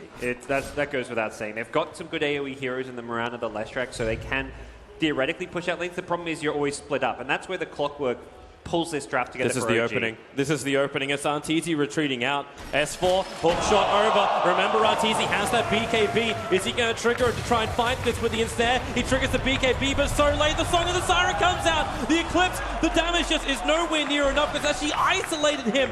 He was the only one immune from the Song of the Siren. Now everyone's on the run. At least they want to run, but they're being denied even that privilege. The SD was caught on the retreat. And OG, they finally got what they wanted. Arteezy just slipped out a little bit too far to farm up the wave. OG pounced. And EG, it almost like they weren't sure if they actually wanted to fight that. Yeah, they decided, I mean, Luna had no buyback. Oh, Ana, blink, stun, crit, goodbye. 45 seconds on the sideline. Sumail jumps in, maybe with a stun, but no Clockwork! It's a huge cog, and they just called GG well played. It was a slow bleed of the blue. And green is reigning supreme. OG take game one against Evil Geniuses. Dang, this OG rocked up the place in Dota. That was some really impressive early game rotations from Jerax, turning into S4 taking over the mid lane, the mid game with his Clockwork, and then come late game, it's the Naga Siren show. No-Tail, his performance on this hero, one of the most reliable Nagas out there. This guy always finds a way to get his farm, always hits his right item timings, and it's such a classic OG. 4 heroes creating space 1. Normally it's like your Miracle or your Honor, but this time around when No-Tail gets his Naga Siren, they make this pick work. The scarier thing is too, when you say it's 4 heroes creating space for 1, it's not just the normal 4 protect one, which a lot of people think of. Like, the first time this roster of OG was brought together, And you saw the synergy, the instant synergy that started between S4 as well as Jirax. It was scary as hell. They were running like even these combinations of Pudge and Clockwork together.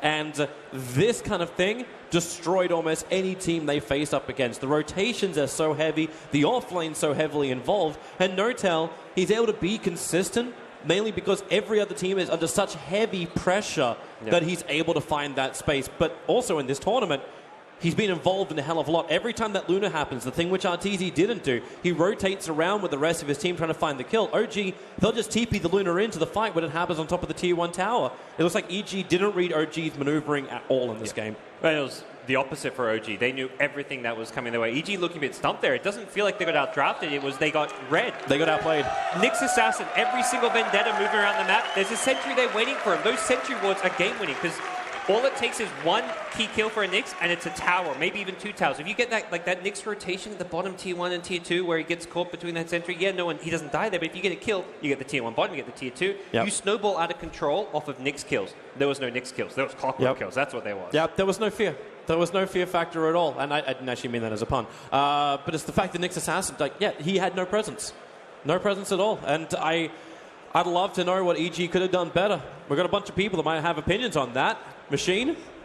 That is the question, right? And also, I'm feeling very, very smug at this point in time. That OG prediction, again, this loser getting predictions right at the moment. Okay, is this you begging for acceptance? Speechless. I'm just going to say I just made Toby 1 speechless. That was just one game. Yeah, you're right. I know the series has got a lot more to offer. But your question, Toby, about what could EG have done differently, I will just throw it to these guys. Thank you so much. You've probably got a lot more casting to do. I'll let you rest your voice alongside God's. Fogged, Winter, Shiva joining me. The question that Toby did propose to you was what could EG have done better? I guess we'll start with that instead of reflecting upon OG. Fogged, what happened here? I think there was one fight that kind of dictated everything. A couple of small mistakes that I don't think we really see happen either. Like this courier snipe, we were like, oh man, this is massive. Sumail's going to pull so far ahead of the Dragon Knight, but they make a rotation with the Shadow Demon Leshrac into the bottom lane to kill the Naga, and Universe misses a stun, which is extremely uncharacteristic of him. Yeah. Obviously, that's not a huge, like, oh my god, they lost the game because of that. But then, like, little things do make a difference when you're playing versus a Naga. These small things start to add up. Then I think the big thing that was telltale was the Ancient fight. Yeah, I do think though the mid lane was actually favoring Sumail in the end. He got ahead. The killing of the bottle was huge. He died, I think, two times, but still was able to pull ahead in net worth compared to the Dragon Knight. It wasn't until that fight that that OG is like, okay, you know what? They're actually in a really strong position right now. Yeah, S4 played phenomenal on the Clockwork as well, and I think the whole team of OG. Every single time Universe was attempting to make a move, they had a sentry down. They already were reading his movements before he even did them. So really big props to OG. EG just, even though they had a very strong draft, they weren't able to really group up in any way with the Luna. They weren't able to play with their draft and actually put pressure on just because of like those small mistakes. OG, take that Ancient fight, get 4 kills out of it, instantly pick up a gem. Once that gem is picked up, they close the map onto EG so hard, there's like no way that Universe can really make moves. This is just the speed at which this game is over. I mean, seeing Arteezy fall was the beginning of the end. I guess we'll turn it onto the other side of things as well. I mean, do we start hailing praise towards OG Winter? Their defensive play seemed to be a bit of a talking point.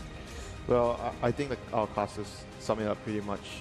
Clockwork was all over the place. Nyx wasn't doing much for his team. And I would actually attribute it to his Midas. I actually did not like the Midas pickup on the Nyx at all. I felt like he needed an 4-star or a blink. Like there was no way they would want to go late game against the Naga, and they needed the Nyx to be a presence in the early to mid game. And going for the Midas there, it was like he was counting on the game to be much better, but in the end the game was so difficult that the Midas was actually hurting the whole team because he didn't have a force or a blink.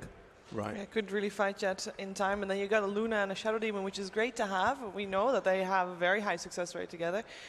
But you never really get to use your strategy because your lanes are always pushed out. Your illusions are always... There's always more illusions coming up from OG compared to how many there are from EG. And it's just... They were just choked in their own base. They had no resources to work with. And then OG just crumbles. Or rather, EG just crumbles. That was as a result of no picks. No picks happening and Clock getting the picks all over the map. So the other players couldn't do their job. And, you know, S4 allowed his team to do their job. S4 definitely does get a whole lot of praise. You can see how he did alongside his others with that scoreboard. We'll throw that up and I'll see what springs to mind for Fogged and co. When you do cast your eyes upon it, what are we identifying here? As far as damage done, his assists, like as much as we want to talk about him over and over again, he was such a commanding presence in this game.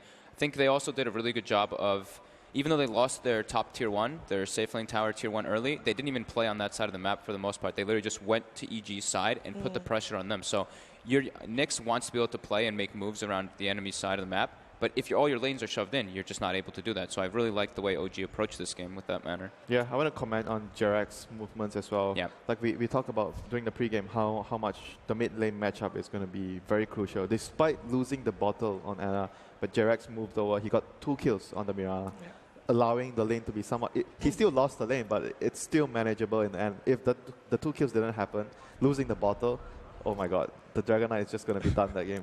So Sumail seems to always win his lane. Even if the game doesn't go his way, is that still true? Still stands Still true? stands. He just couldn't do much. As pointed out, the map control wasn't there. He couldn't go for aggression that you normally see Sumail go for. It was just very clever play from OG. So much love and a lot of credit going towards S4, not necessarily the usual candidate that we do find ourselves highlighting. It's good to see his clockwork going up against someone who plays an awful lot of it, of course, Universe. And now we'll head over to Purge. What's going on over there, bro? I've word on the street as you've got some analysis for me. I'm pretty excited. PGL had a great new idea for production. It's called socialization, so they thought they'd put us together on the same we camera. have to talk now. Well, apparently we hate each other, Kevin. Is that true? That's not true. I actually I don't hate your tie today. You don't? So there's Thank you. I need to tie it up a bit. I do like that pocket square. It does look very good on you. Thank you. Makes your eyes pop. You guys are... My eyes are not Right, yellow. go they're do your blue, thing, bro. but Thank you. Okay, let's do it. What I want to focus on is the laning mid. Sumail did an amazing job. He did that interview the other day. He said nobody or no one really is challenging him in the mid lane.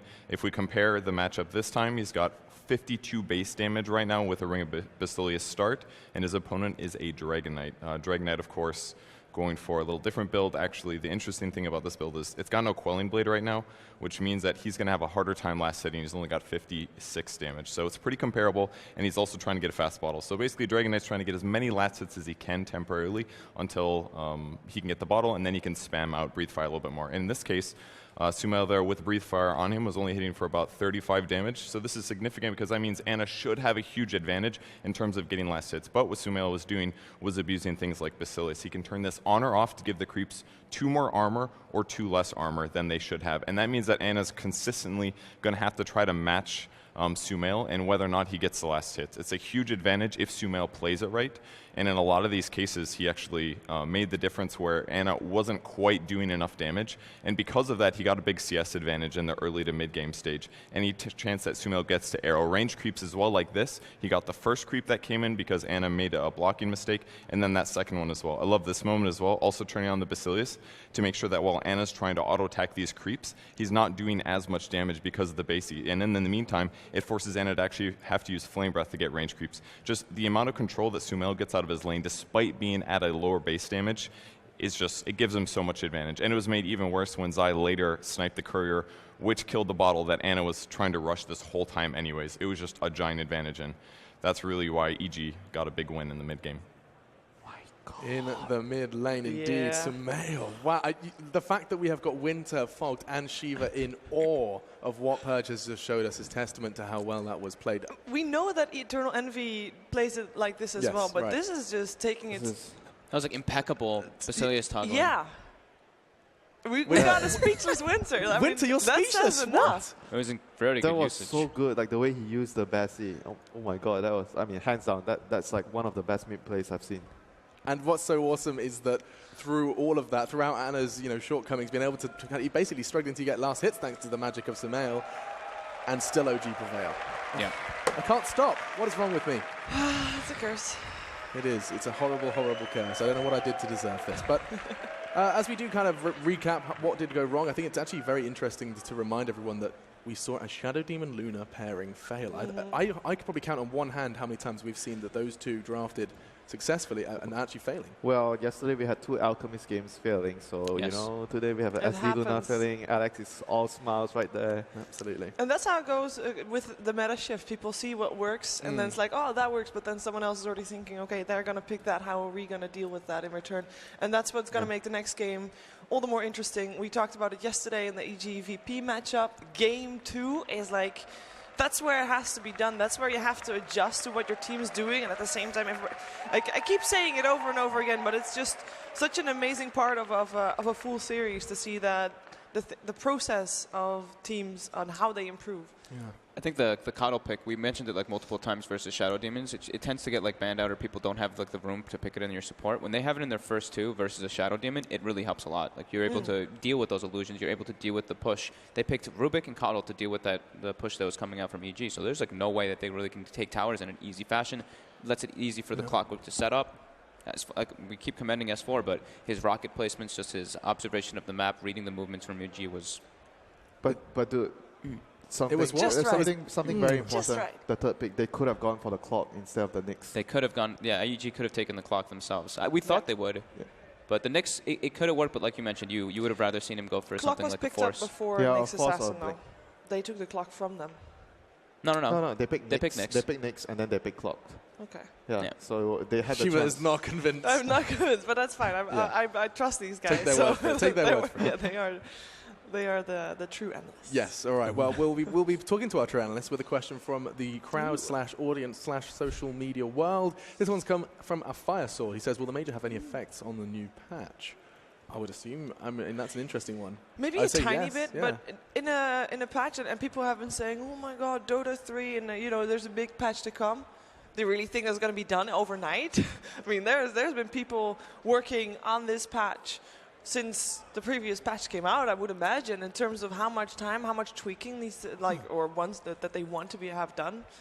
It might have some effect, maybe on illusions. I mean, I wouldn't be surprised if you're watching your game played at an incredibly competitive level. Well, you wouldn't take some of that on board.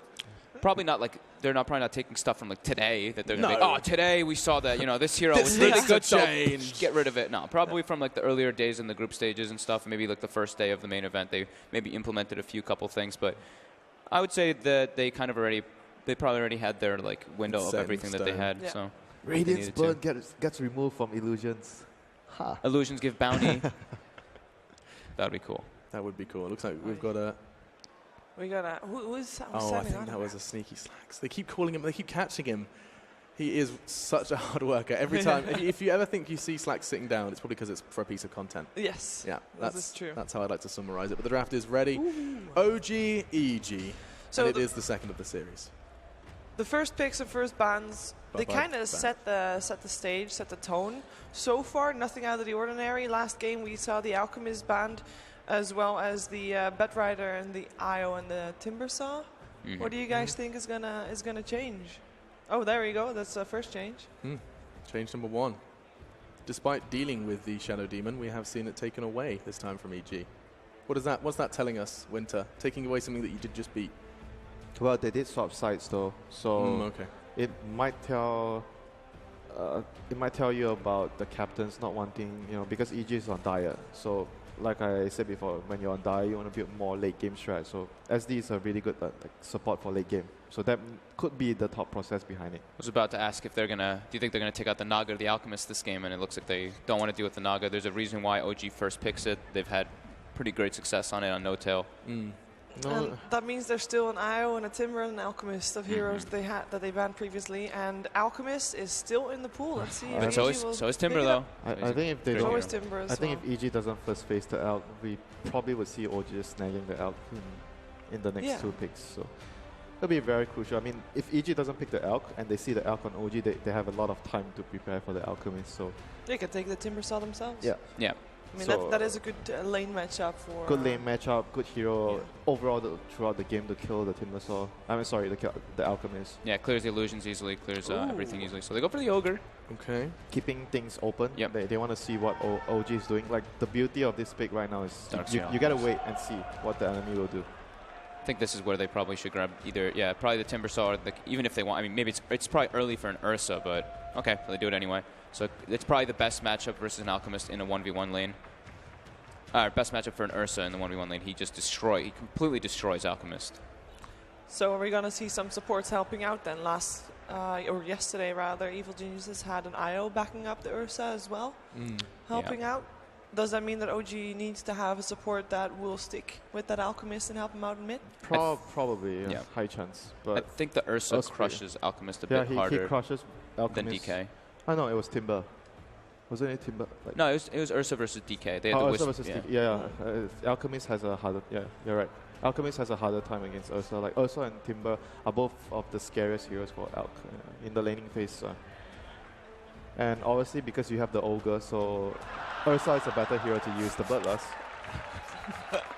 Yeah, the small movement speed bonus, because we do see a lot of players go for like this, like the Windlace early on the Ursa. So if you do have Bloodlust and you already have high movement speed, Alchemist just gets chased down very easily. You were going to mention Earth Spirit, right, for OG. For OG, because they already have the Darkseer. I'm thinking about the Darkseer opening here for them. What is the plan actually with the Darkseer here? Probably just want to have something that can like early fight with away from the Alchemist, right? Darkseer is like the king of team fights. Yeah, so. but then generally when you have Alchemist, you don't want an offlaner that farms a lot though. Darkseer farms a lot for an offlaner. You want like Nyx, Clock, Bat Rider, this kind of offlaners to make space. So might be something different, but I'm not sure how well it will work this game with the Alchemist. So No-Tail is getting targeted by evil geniuses right now with also the Terrorblade removed. Yeah, TB is a great combo with the Alchemist just because you can pressure towers, you can pressure objectives very easily with that. So which heroes are left for him? Draw, that's the draw. For No-Tail? Yeah. They're still Juggernaut, right, too? I mean, it's not the greatest matchup versus the Ursa, but they do really like having him on that. I mean, if you're talking about good matchups against Ursa, most of his heroes as a carry position don't match up very well, but you're going to rely on your supports to, make sure that the Ursa gets kited, you move him around. That really hoping line is going to get picked. It's not happening. I don't think so either. Well, they ban out the Weaver. Weaver is very mobile, very difficult for Ursa to stick on him and kill him. So that's a very targeted ban to protect the Ursa. Is, with the Darkseer on the side of OG, could we see the Jarek Slardar again, also pretty decent against an Ursa? It did bother Winter last time we saw it though. Yeah. Is this a better scenario? I would just prefer the Earth Spirit. They would do the same thing. But I mean, obviously with Slardar you have the sort of like easier vacuum into Slardar crush is easier than vacuum into the kick from Earth Spirit, I must say. And you have the amp damage to further increase the minus armor. You already have the Alchemist. And also Slardar is very good against the Alchemist. Yeah. Ogre Magi, believe it or not, has now been picked in nearly 50%, just under 50% of all of the games here in the Boston Major, or at least in the offline part. Yeah, the Bloodlust machine. The Bloodlust machine. Very exciting. Well, everyone would tell you, first 5 minutes you run, you hit people, then the rest of the game you're just casting Bloodlust. Just follow them around. But you have a very fun first 5 minutes. Yep, indeed. Go hit everyone with your high armor and then proceed to just... I think Sumail's hair is a little bit more wide on the side, guys, at the moment. Sorry. Is it, what would you describe the color of Sumail's hair, though? I've been unable to pinpoint it. Well, it was green, and now it's slightly washed out green. It's washed out green. It was a while ago that it was green, so. And I hope that he wasn't cheering for the green team, OG. Dream green. Do you think EG will go for something like an AA relatively early, since they're versus Darkseer who gets some mech, and it's versus an Alchemist, which is extremely favorable versus him? I mean, they have done it in the past again. I wouldn't put it past them, but like we talk about, AA is like a... Not a great You hero. raise a lot of questions as AA for a support role. Like I don't know, but it's definitely great against the Alchemist. Come on. Look at this venue. It's so gorgeous. And the people make it even more beautiful. Well, I like it. If you look at, I just love that when we have those wide angles, you can see the ceiling and the, I don't want to say architecture, but the decoration around it. It's pretty sweet. Do be sure to look up occasionally. I know your eyes are going to be locked on the Dota, but if you are here in the Wang Theatre, do look around. Take it all in while we do get this draft continued. They're really burning a lot of time on this third pick. Yeah. Probably deciding if they want to grab Universes or reveal their second support.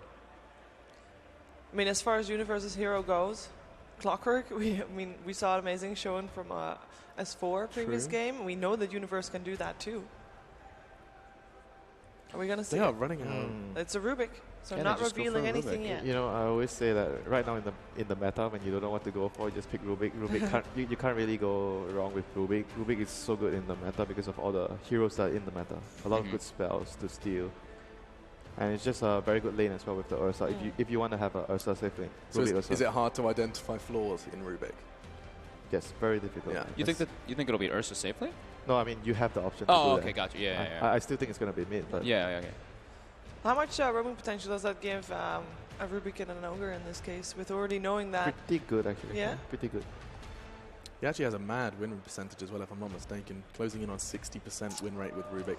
The typical fly hero. This is a throwback to the old OG. Indeed, and it is in pair with the Slardar, so there's a lot of armor coming out from OG. They do lack or stuns rather, depending on if the Slardar gets to have a blink dagger fast or not, and if it's a, it probably will be a Jarek Slardar. So, Christmas hats. We do like seeing Saxon Slacks on the screen. They go, the Morphling wasn't banned. Good matchup versus the Alchemist. They, like you said, they don't really have a crazy amount of disable on their side. So banned in game 1, available for game 2. They don't, their heroes are not very good at killing the Morphling either, and he has a very high armor to deal with all the armor reduction, the amp, the weave, acid spray. I mean, all in all, I think EG has a very strong response to what OG are trying to build into this like team fight slash farming kind of lineup. Team fight and farm. You want to farm and team fight basically with the Elk and the Darkseer. So what hero is left there for No-Tail? This is difficult though. What do you think about like running Slardar as a carry here? I was gonna ask you actually the same thing. I think it's viable for sure. I think they can still go And for something like fit the in Earth like the Spirit Earth Spirit, because it's very good versus the Morphling still. You need a silence against Morphling. Yeah.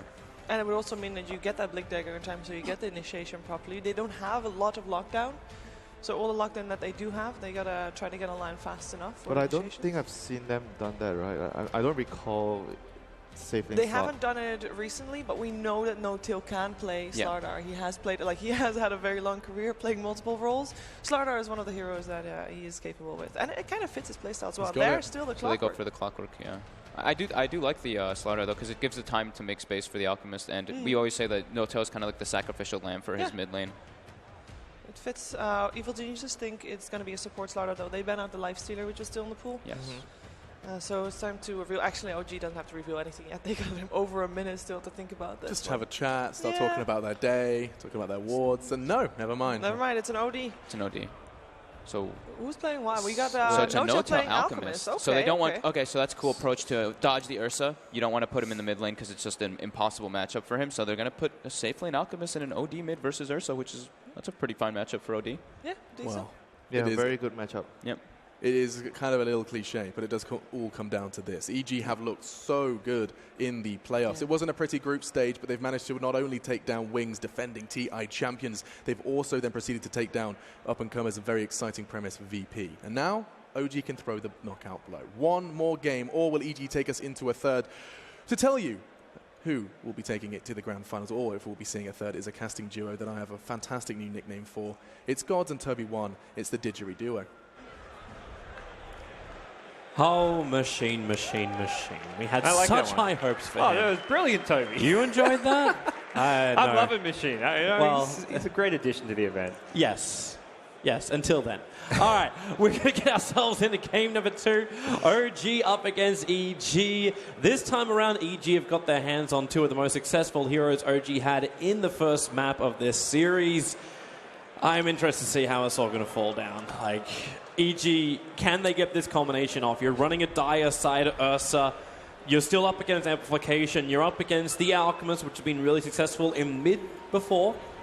But now we've also got the OD and the Alchemist in the same game together for OG. I mean, it's definitely a draft advantage in some, not to say they've won the draft, but it's catches EG by surprise when the OD comes out. They were expecting OG to just send the Alch mid, like you always almost do.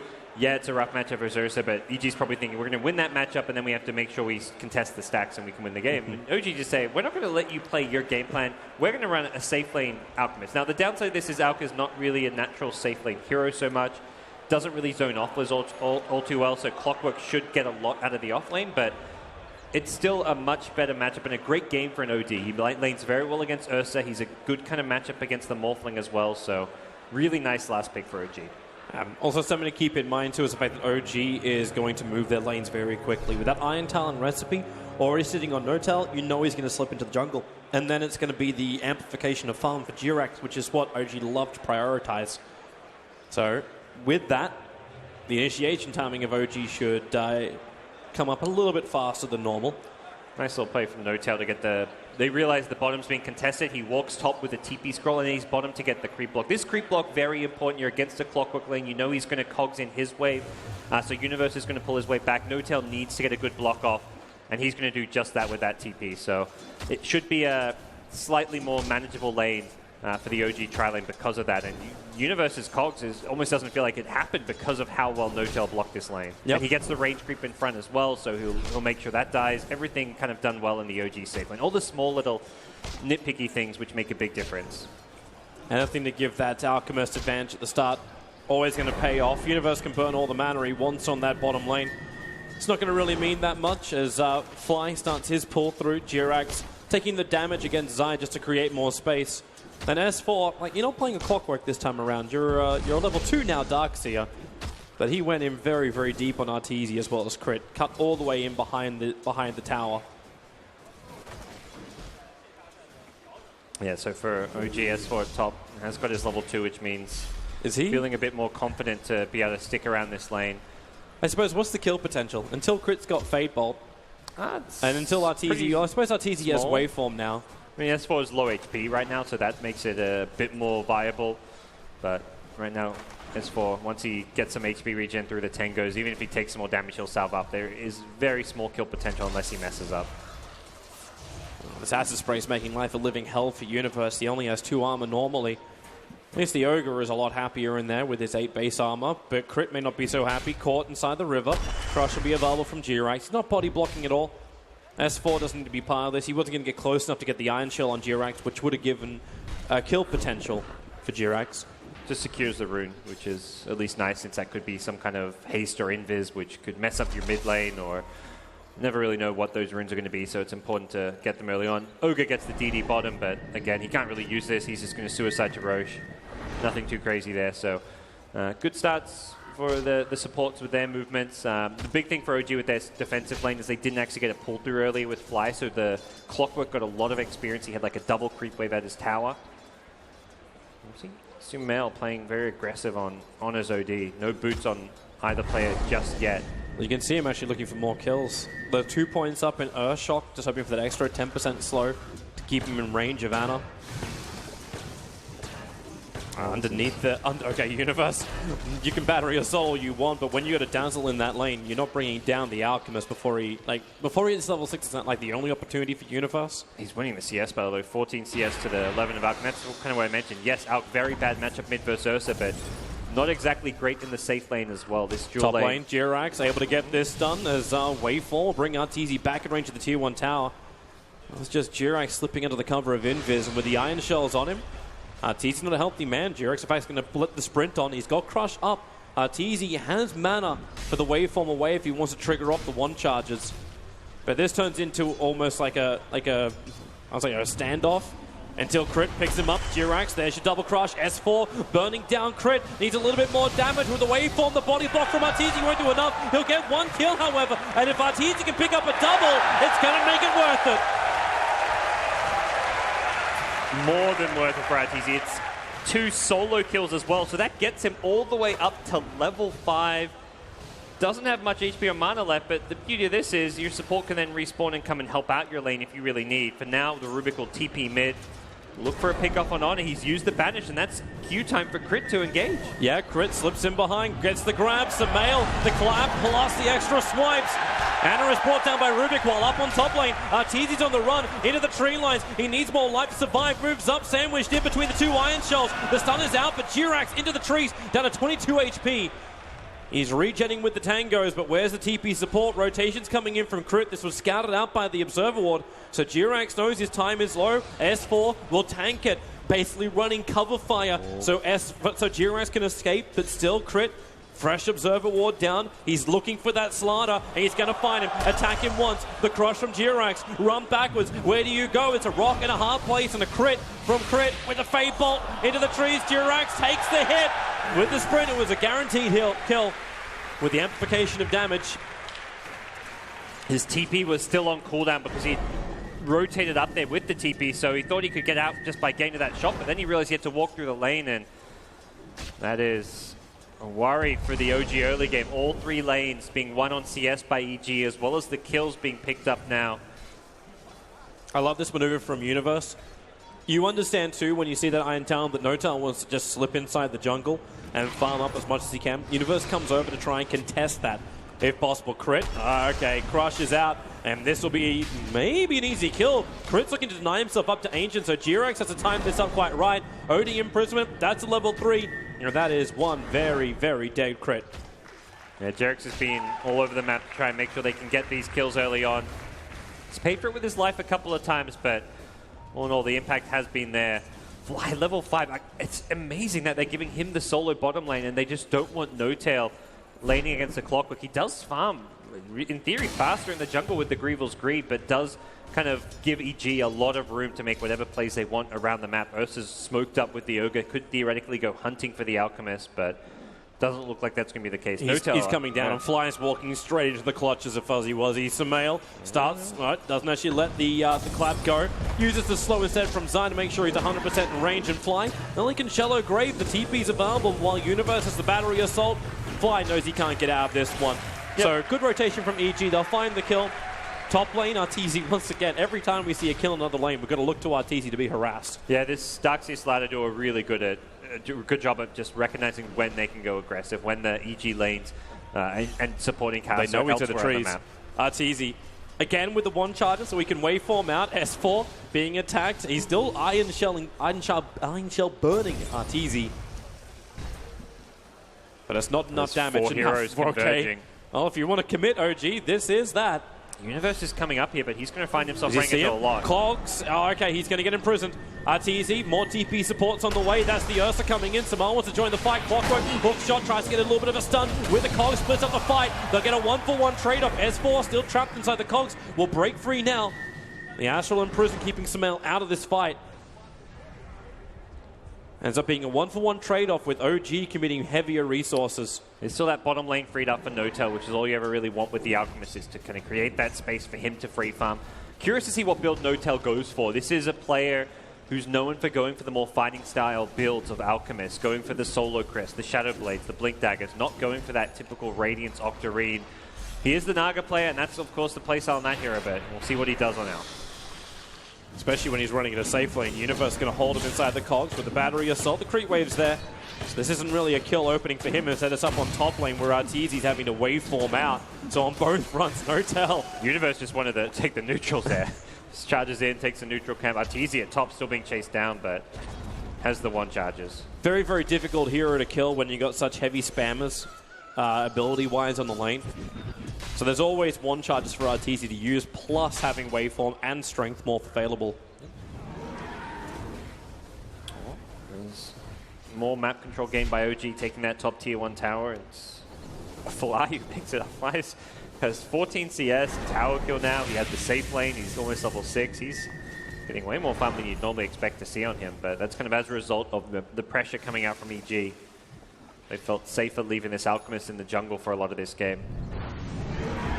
You still have to give respect to that to the EG supports. Yeah, Ogre is like Zaya's being the sacrificial lamb. We've seen it take one for the team many times.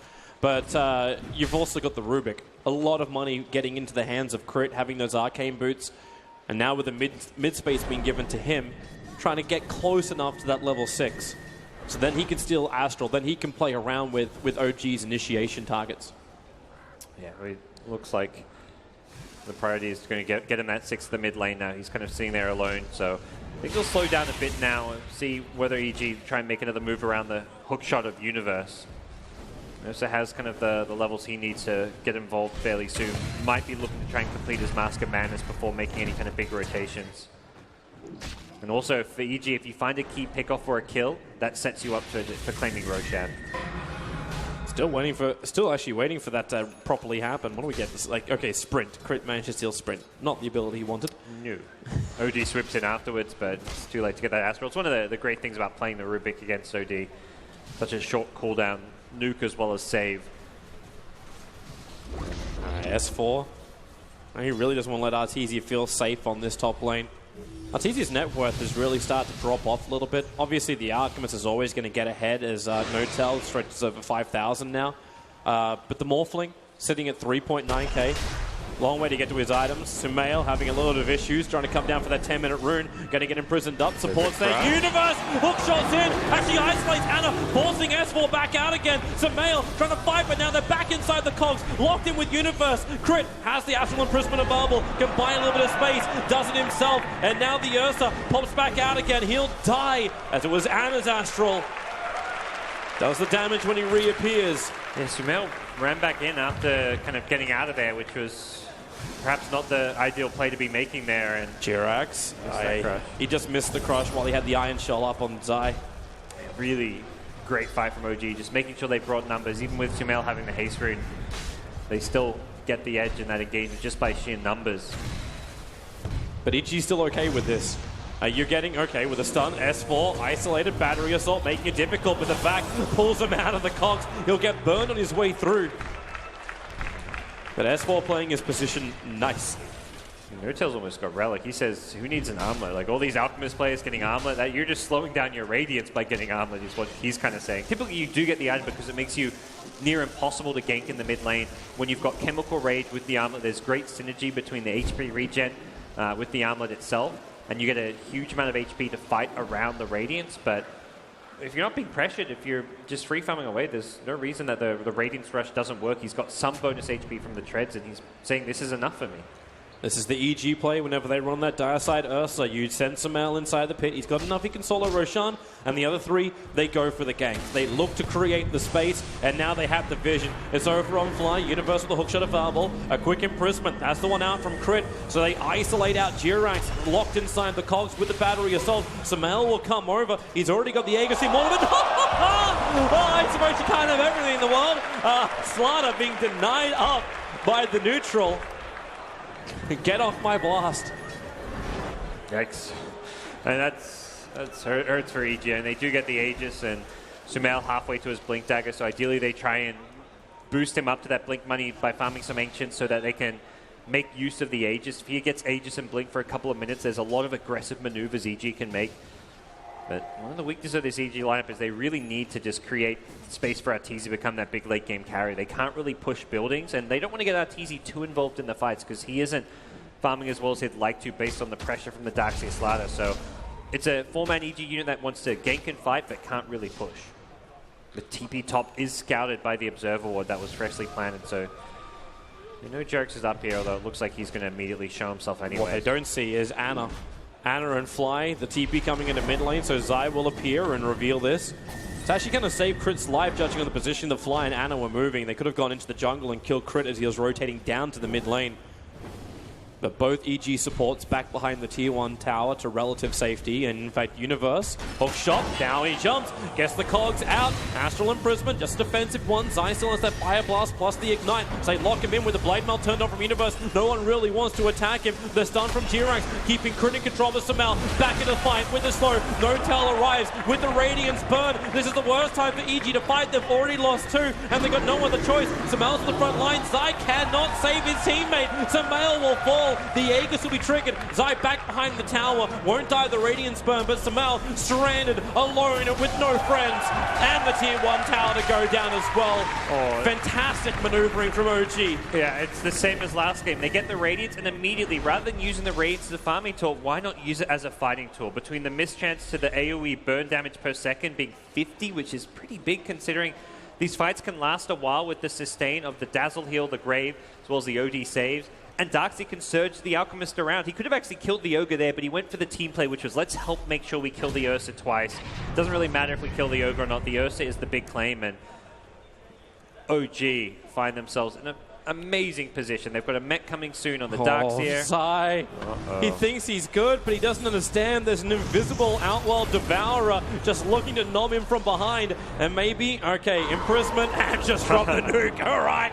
Message sent, message delivered, and message received. Yeah, overkill, but in the context of not knowing where the rest of EG were, you're kind of worried that they may be swooping in. No, not too big a deal. And Ana doesn't have his 4 stuff yet, so he's worried about getting hooked and then brought down inside the cogs once he's used that Astral. He wants to reposition to make sure he can not stand still and set Universe up.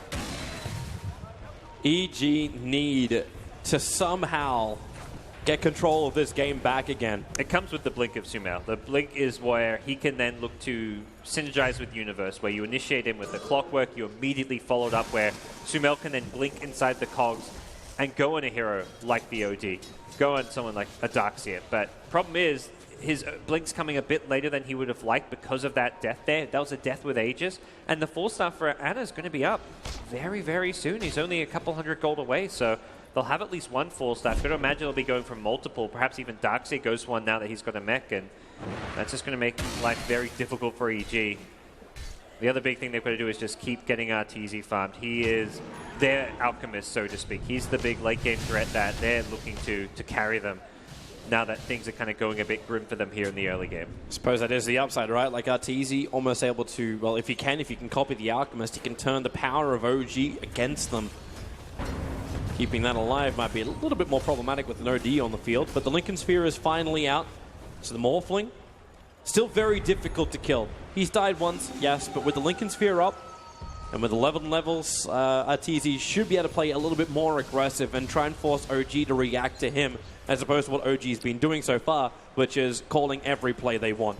Jirax, waveform forward. Arteezy going to miss that, but support's here. Crits in the neighborhood, but with no blink daggers of EG, they got no way to close the distance. Yeah, OG just hitting their timings early. Like, yeah, Morphling can't really be ganked now that he's got a Lincoln Sphere, but he's also not a threat. The Ethereal Blade is where he becomes a threat, but OG have hit this timing well before that item's going to be up for Arteezy's Morphling. They're going to have an Octarine Core on No-Tail. It's an item picked up this early that's going to give him a huge amount of survivability. 1,500 HP, even 1,700 with Strength Treads. And then he's got the Lifesteal as well when he's casting spells, the Radiance damage, the Acid damage. He's going to be near unkillable with Chemical Rage up. They can start pushing, breaking the EG base, taking control of their side of the map. And then you're farming way more than a Morphling is, and it's kind of a one-carry lineup against an OG side that's going to have 3 or 4 farmed heroes. Darkseer's getting a lot of farm. Slander's going to have a Blink Dagger soon. You can pull Accept. There's no great Acceptors to pull this game, which is where OG will not want this game to drag into the like 40, 50, 60-minute stages, because that's when Morphling will become more powerful than the Alchemist once he catches up and can make that replicate. If there was great Acceptors to pull, it's maybe different because OG can really scale once Alchemist starts pulling Axe. But this is a game where Alk is going to get 5, 6 slotted and want to just end the game because there's no Axe to pull. Yep. You actually don't even want to give one to the OD. Yeah, that can sometimes hurt you. It's actually like one of the worst Axe upgrades in the game. All right, so EG. Oh, we got Blade Mail. Blade Mail with Octarine Core. This is what we saw from Sumail in the late game yesterday. This item gets a shorter cooldown. It effectively reduces 25% of incoming damage when you activate Blade Mail because you're getting that lifesteal from it. So really fantastic pickup, but that's got to come with the Octarine Core. Well, TZ seems to be okay with this. Okay, Alchemist, want to show yourself up on the top lane? Not a problem. Make a replicate, start farming over inside the jungle. Obviously, you're not going to get bonuses from it, and Arteezy's actually already TPing out, so let's the Illusion do the farming, and he just goes down the bottom lane. Make the most out of these side lanes. The second OG comes to try and stop him, he just pushes to a different lane, and in fact, OG, they're going to change the tempo. They smoke underneath the Dire Observer Ward with a 4-man maneuver. They're worried about... Oh, Roaches can't be up anytime soon, so they're actually going for You can't kill the Morphling. Like, this is going to happen where you just jump out to replicate. Arteezy's already back on the top lane.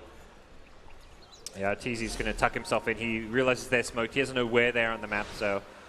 Safety first, he says, but... Ana's going to show himself on bottom. Yeah, at this point you realize EG either saw the smoke or they've kind of put 2 and 2 together and realized with as many heroes missing from the map what's going on, so OG will just pop on out, say, well, we're not going to get any kills, but what we can do is take these towers, tier 1 and a tier 2. Whether or not they go for 2 kind of depends on whether they want to defend their other lanes. Arteezy is going to be putting pressure onto the top lane, so OG are in a position where they can take towers and also defend them if they want to do both.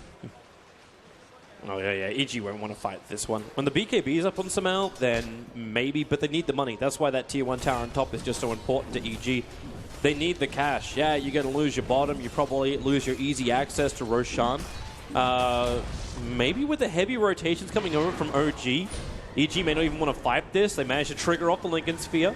As the Alchemist Illusion sitting there, Arteezy waveforms up. Ana still right behind him. Crit and Sumail are in the neighborhood. The replicate of the OD is created. So Arteezy has a small little way to get down. In fact, he joins the rest of his team. They pick up, throw it back with Crit, get the double stomp, but it's already too late. with the Morphling dropping down and Zai copping huge amounts of damage from the Shadow Wave of Fly. That is not what EG needed now. Losing that big hero, losing the Morphling. Arteezy is, we're kind of going to that point where he is their one hope. The game plan around the Ursa and Clockwork has not worked. And you're kind of entering that stage where your way in to win this game with EG rests solely on Arteezy's performance as Morphling. He's getting a lot of farm. He's behind the Alchemist, as is always going to be the case. He's still in a position where this game can turn for EG with his split push and just pressure on the other lanes. But the jump is out. They managed to find Samael a little bit too far out. He does actually have the Enrage plus regeneration, but the problem is he needs to get away from G-Rex, who has Crush and Bubble. So you start up the Enrage. There goes your first Crush. Damage won't be huge, but it will be enough. Both of the big cores of EG picked off within the space of a minute. That is very worrying. They've got to get Arteezy back out there, not getting caught out. No-Tail's just going to be in the front lanes now with Octarine and the Blade Mail. You're looking at very high uptime, like almost a third of the time you can have Blade Mail online. No-Tail just playing this smart too. He turned the Radiance off until he got replicated, and then he turned it back on again. So No-Tail is making sure that Arteezy can't find any more power out of copying the Alchemist. What a beautiful flower. No-Tail is playing incredible, considering how much he got pressured in lane by the Clockwork plus Ogre Magi. He has turned things around, and the whole OG team, their draft has come together, and right now it's really do or die. For EG, they're facing tournament elimination. They need to keep the pressure up with Arteezy at top, but the problem is they now have OG knocking on their door. And OG's ready to fight with a fresh blink on the Darkseer. The initiations become a hell of a lot better. Arteezy's doing the best thing he can. Force out the top lane, get a reaction. G-Rex is the man to come back, and he actually blinks up. He's hunting Arteezy into the tree line, who waveforms, starts to TP G-Rex. Oh! He gets the stunner! He finds him! He isolates Arteezy, body blocking him out as well. Arteezy now tries to fight, but the rest of OG, they're on their way. Special delivery for Arteezy. OG, the delivery service. They'll hold him in with the fact, some more Iron Shells. He'll take the damage from the imprisonment when he comes out, and Ana is on a monster kill streak. And Arteezy is pushing up the daisies. EG do the best thing they can. They're trying to get Roshan. Samael's inside the pit. No-Tail knows he's got to go down there and check it. With the weave out as well. They're losing armor. Samael locked in a corner, trying to man mode this one with the telekinesis. Maybe he's got enough damage to bring down No-Tail. No, he doesn't. He's got nothing of the sort. Crits on the run. S4's right behind him. Back and back in again. EG, they've just gone bad to worse to absolutely disastrous. And it's not even done yet. G-Rex found Universe. He may not even get back to base. Support's coming in from S4, so we might be able to actually jump and get the back. No, Universe stays close enough to the tier 3 tower. And now OG will even steal Roshan from EG. G-Rex predictive crush. Somebody check this guy's PC. What was that? That is just an insane read of the game. Doing it at the time as the TP was coming. Down they go! No steal, push out, Universe, bail, bail, bail, bail, bail. Oh, the crushes are there. He went for the glory play. I mean, that's when you know that sums up this game for EG. They have to make super high risk, desperate plays because they are in the weeds right now. There is very little pathways back into this game, and it comes through some miraculous individual plays. Universe trying to step it up there. Arteezy trying to push the limit of his here in the top lane, but OG just have their number right now. Man, so many people got confidence in Evil Geniuses based off their performance yesterday, but OG, maybe they're the other team we have to look at. We're labeling DC as the one flying underneath the radar, but this team play from OG is unbelievably good. The draft has worked for them. The stability of the team looks fantastic. If they win this going into the grand final, either Advenom or DC are going to have a very rough fight on their hands. There's a reason Fly and No-Tail are two-time major winners. Captain Fly, and then they've had Seb coaching the team for some time as well, giving them a lot of insight as far as the draft and preparations for these matches go, and it's really showing here against EG. They seem to have figured out the North American team, and OG with a Shiver's Guard now complete on No-Tail. This is another item which benefits so much from the Octarine Call. The shorter cooldown, the lifesteal you get from this. No-Tail, he's not afraid of anything as long as he's got Chemical Rage up. He is unkillable. Here's the big moment. Keeping the Radiance on, still don't have that replicate for another 10 seconds for Arteezy. So he can't use No-Tail against his own team. EG, they have to hold here or it's all over. Universe is looking for an angle to try and get a nice hook shot over. But there's not much to get. The small advantage is No-Tail didn't turn the Radiance off in time once Replicate was back up. So Arteezy will just start pushing out the bottom. The top lane's already got some momentum to it, but in comes OG again. The tier 3 tower is dropping down very low. No-Tail moving forward for the stun. He's only going to concoct himself. Of course, being the replicate. How does EG even go in on this? There's no easy. You're going to go when Chemical Rage is down, but it's got, what, like 8 or 9 seconds of downtime because of the Octarine core. It is the tiniest of windows, and you've got to burst him incredibly fast. There's a Grave there, there's an OD Astral, there's 2 great saves on the OG side, so you've got to go on him while Clockwork catches someone in the back lines, like goes on a Dazzle or an OD, but... Okay, Arteezy got enough money from farming the mid lane, he's finished up an E-Blade. So they've got that pop damage. Maybe this is even just a sack. Like, EG to stall it up, make them waste as much time as possible, and you accept the fact that this bottom Rax is gone. EG cannot fight. If they fight, they probably lose this entire series off the back of that fight.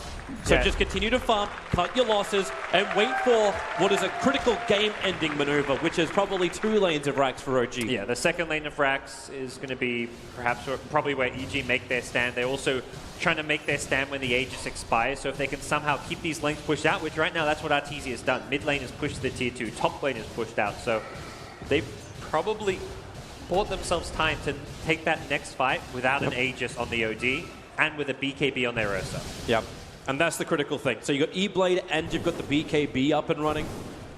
The rest of it's going to be down to the EG supports plus offlaner to control the positioning of the fight. Universe with a 4-staff. Obviously, the cogs are the greatest way to keep OG split up in the fight.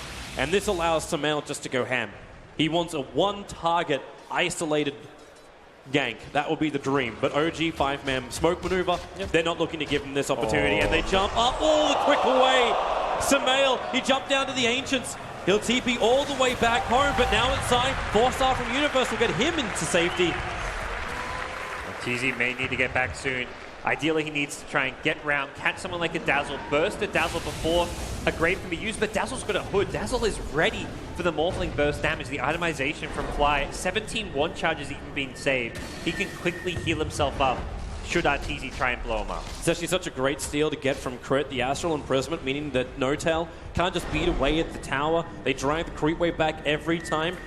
How do you stop OG from pushing? Banish them.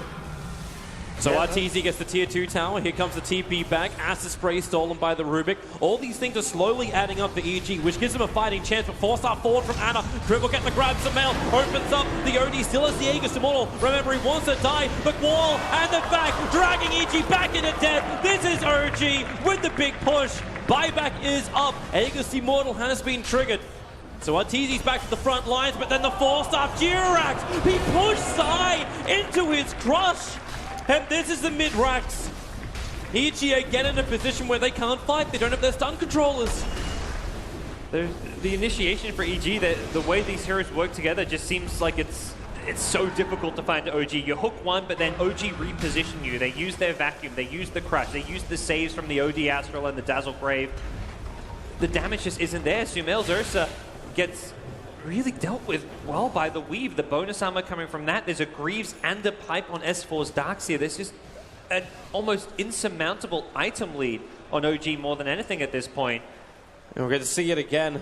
So this is the jump. Ana thought he could actually have a crack. Obviously, as just the replicate, but Semifinal, that was the small opening he had. The one hero which got isolated thanks to the Clockwork cogs. But at that point, S4, his back already showed great control with a wall up, EG. And just can't fight. You kill off the 1 target, which OG was happy to lose. Yeah, the Cog's almost working against EG there. Sumail popped his BKB to go on the OD, but once the OD banished himself, he couldn't get to another target. That advantage, 25,000. And then about 11k in the experience. EG, they're trying to beat the aggressors. The 5-man smoke maneuver, but they got scanned. OG saw them coming, Notel wants to and fight. now they weave in preparation. Notel moves over. They see the Ursa is just a replicant at the moment, and Semail jumping on the back lines, finds Fly. Shallow Grave will protect him. He needs a better target. Moving between them. The BKB timing wasted. Fly will be able to drop now, and Morphling fighting hard. Durax will drop down low. Zai wants to finish him off, but really, it's up to Semail if he can do any level of damage, or it's over. It's GG. OG have done it. They've taken out a once TI champion, and OG will advance to their third major grand final. Maybe even to win it for the third time as well. Notel and Fly, these two, they've been playing together for a long time. They've seen some great success with OG, and it's another grand final for them. They made that series look very straightforward. Everything came together with the draft. The team play was there. Just solid, impressive stuff from OG. This team needs to be getting talked about more coming to majors. There's no reason they shouldn't have been one of the tournament favorites coming into Boston. They really should have been. But funnily enough, everyone thought, you know what, it's OG, maybe things aren't right. The synergy may not be exactly there. Performances leading into this, they managed to reach a couple of finals, but man, OG, they look scary. Almost as scary as Digital Chaos looked yesterday. And maybe that will be their opponent, but I know there's another team standing in their way. The team Passionate, potentially winning the other semi-final. Can't wait to watch that match as well. Yeah, it's not quite the nail-biter maybe we expected and kind of hoped for from EG after they took out VP, but really it's hats off to OG. This is a team that prepares so well for matchups. They've got such a great coach behind them, such a great captain and drafter in Fly, and then all the players to make those drafts work. Man, beautiful team, beautiful combination, beautiful panel. What did you think? You're too kind, Toby. Yes, indeed. It was the Green Dream, and this is the Green Major. It kind of makes sense for us, I perhaps assume. I mean, look at this, right, okay? Just how quickly that happened. This whole panel was feeling EG, but one brave analyst/host said OG. Again, it happens. It's just ridiculous. You're amazing, Machine. Oh, I know, Toby. Thank you so much. No, ridiculous jokes aside, guys, you were expecting a much longer game there, right? You were strapped and you were like, right, here comes a 3-game series, the best game of the major. EG absent or OG just OP? I want to say OG OP. Yeah. Like their movement, their timing was perfect. We said at the end of game number 1, they just read EG like perfectly. Like, how do you play against that when OG is already prepared to fight everything you want to do? And EG went in for their Ursa. Maybe that was their Hail Mary. We can get back with Dire Side Ursa, but even then, you didn't see the same success. There was no Wisp IO helping him out against DK. There was no overpowered Ursa in this game. Yeah, not at all. Well, I'm going to try and understand exactly what went oh so right for OG. It seems like the casters are saying that OG is OP, and I'm going to be enjoying hearing what Fogged Winter and Shiva have to say. I think the OD pick was really genius, honestly. They switching the lanes up just really messed with EG's entire rhythm, and like they said, it was kind of very similar to the last game. It was like they hit their 12-minute timing, they grouped up as a 5-man death ball. Doesn't seem like EG expected all 5 of them to be there, and that's pretty much where the game becomes extremely hard for EG when they lose like 2 or 3 tier 1s, lose access to multiple different farm points, and they're playing versus a lineup that scales almost indefinitely. It's really odd because Evil Geniuses, we've seen them over the last few days, they have this really solid laning stage in all their games. Even if it's at the start doesn't go well, they adjust and they make sure that their laning stage still goes well. RTZ got a double kill at the start of the game, solo double kill. That is the best start that you could hope for a Morphling. But somehow OG makes it so that they take this slight step back. It's like, okay, you're doing good in the lanes, that's fine.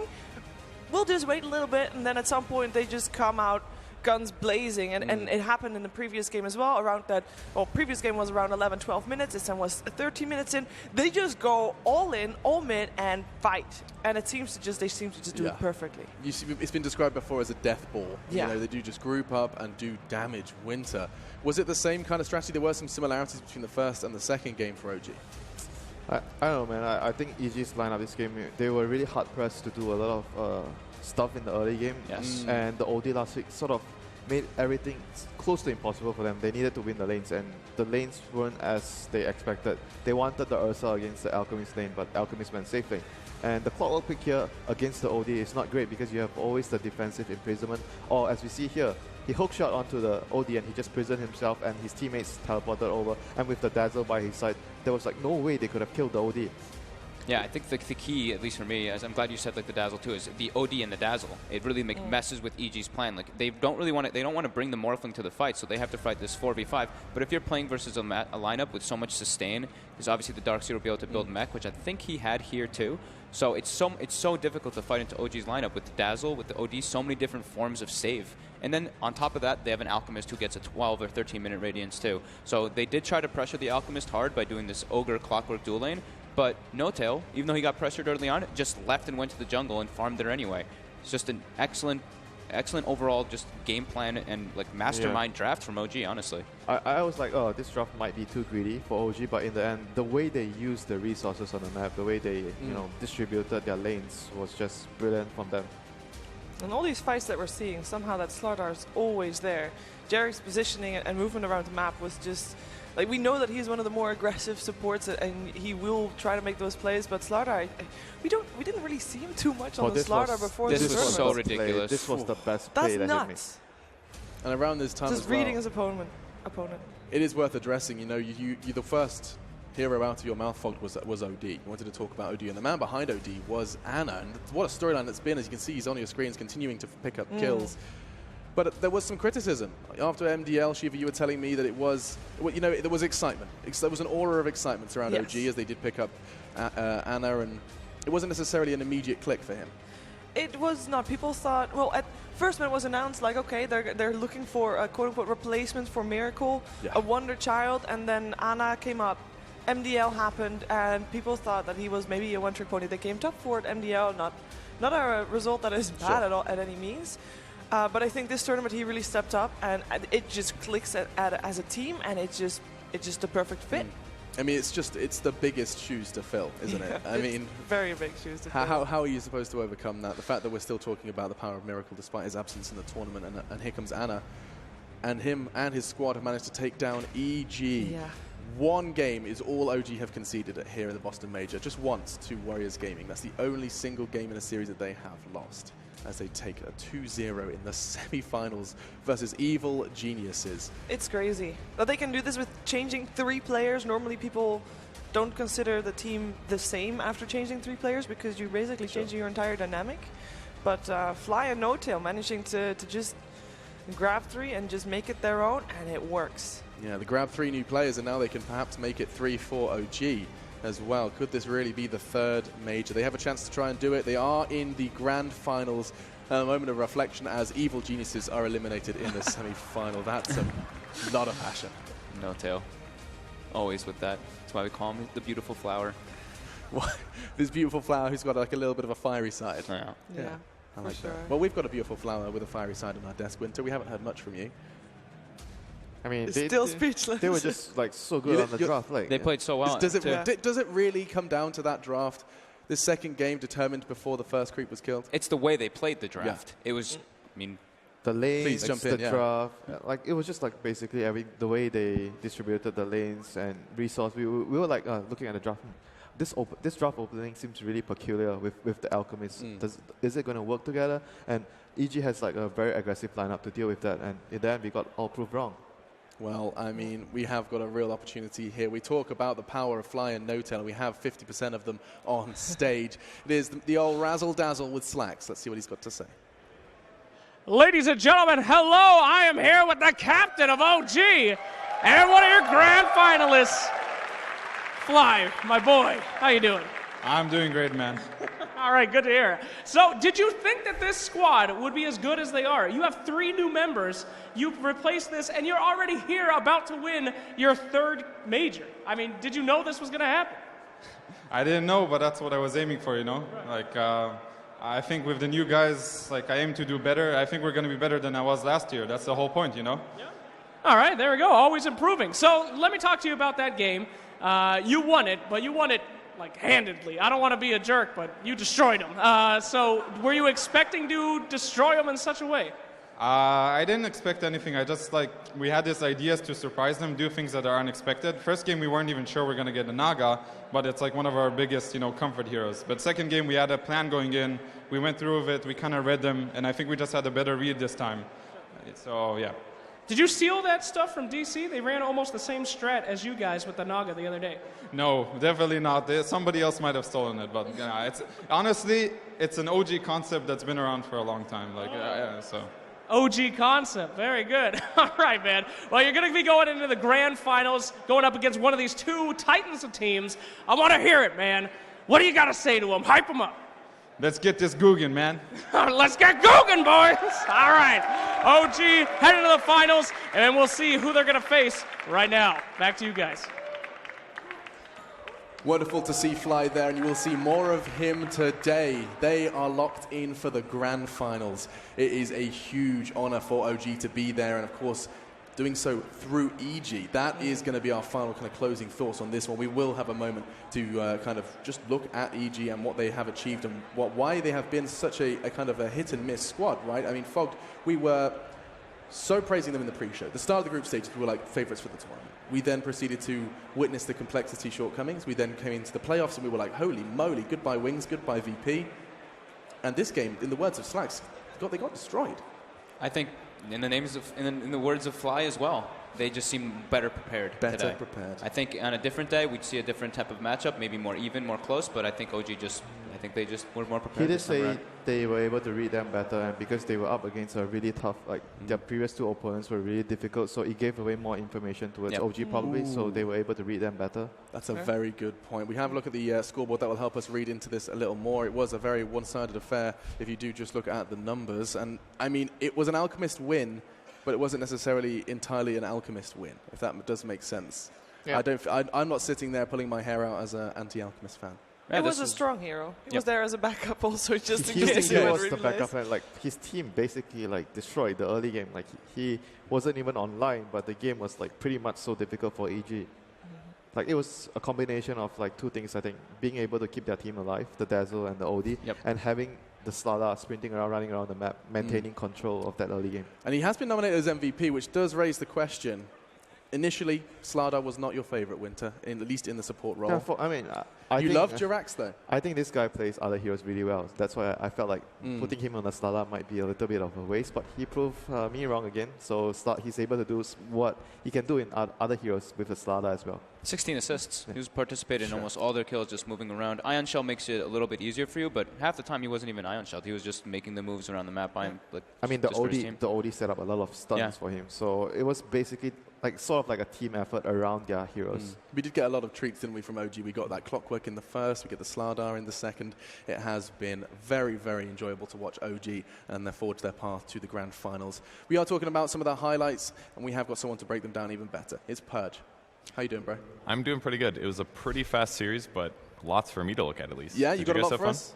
I do, yeah. Okay, break it down, dude. Okay, I got this. So, like they pointed out, the last pick, OD, did a lot for OG. The only weird part about this is it forced them into doing Alchemist mid, Alchemist safe lane, which we don't see very often. But some cool benefits of the hero. It forced the Clockwork versus Alchemist matchup, a scary moment here where a Universe could potentially dive no-tail with 2 battery assaults, but the big thing about the hero is he's got really high base HP, 716. Universe can't actually right-click him here while he's diving, because if he does, then the tower says, kill this guy instead of the creep. So easily would have been killed if that happened. And then what happened is he went for a very different build. Maybe we'd call it an OG build. This is maybe the first Alchemist build that started getting insanely popular about 2 years ago. Basically treads into Radiance. The downside is it doesn't have nearly as much armor, and that was something that kind of scared me when I first saw it, because against an Ursa, he's going to deal so much physical damage to you that the armlet helps offset a lot of those weaknesses. So treads, Iron Talon, Sage's Mask, straight into Radiance, and he got it at a slightly slow pace. 13 minutes here was when he picked it up. But the cool thing was that he did it safely. He did it from the safe lane, and he really didn't get pressured very much. 0 deaths, 0 kills, or 0 assists here. But with the Radiance online, it allows him to have a really good team fight. He TPs to the mid lane as this engagement was going on. At this point, there had already been a tower kill as well, and because they won this team fight so strong, and by the way, he's also got Iron Shell and Surge in case he gets in trouble against Ursa, they get the tower afterwards, which led them into amazing tower positioning. He's just sitting here on the bot lane. If we take a look at the mini-map here, I'm going to zoom in on this. It's 2 tier 1 towers already gone. That means that it's even harder for EG to actually gank. And in fact, if they actually want to pressure him anywhere in the jungle, almost every time they have to run this way instead. Oops, can't use that tool here apparently.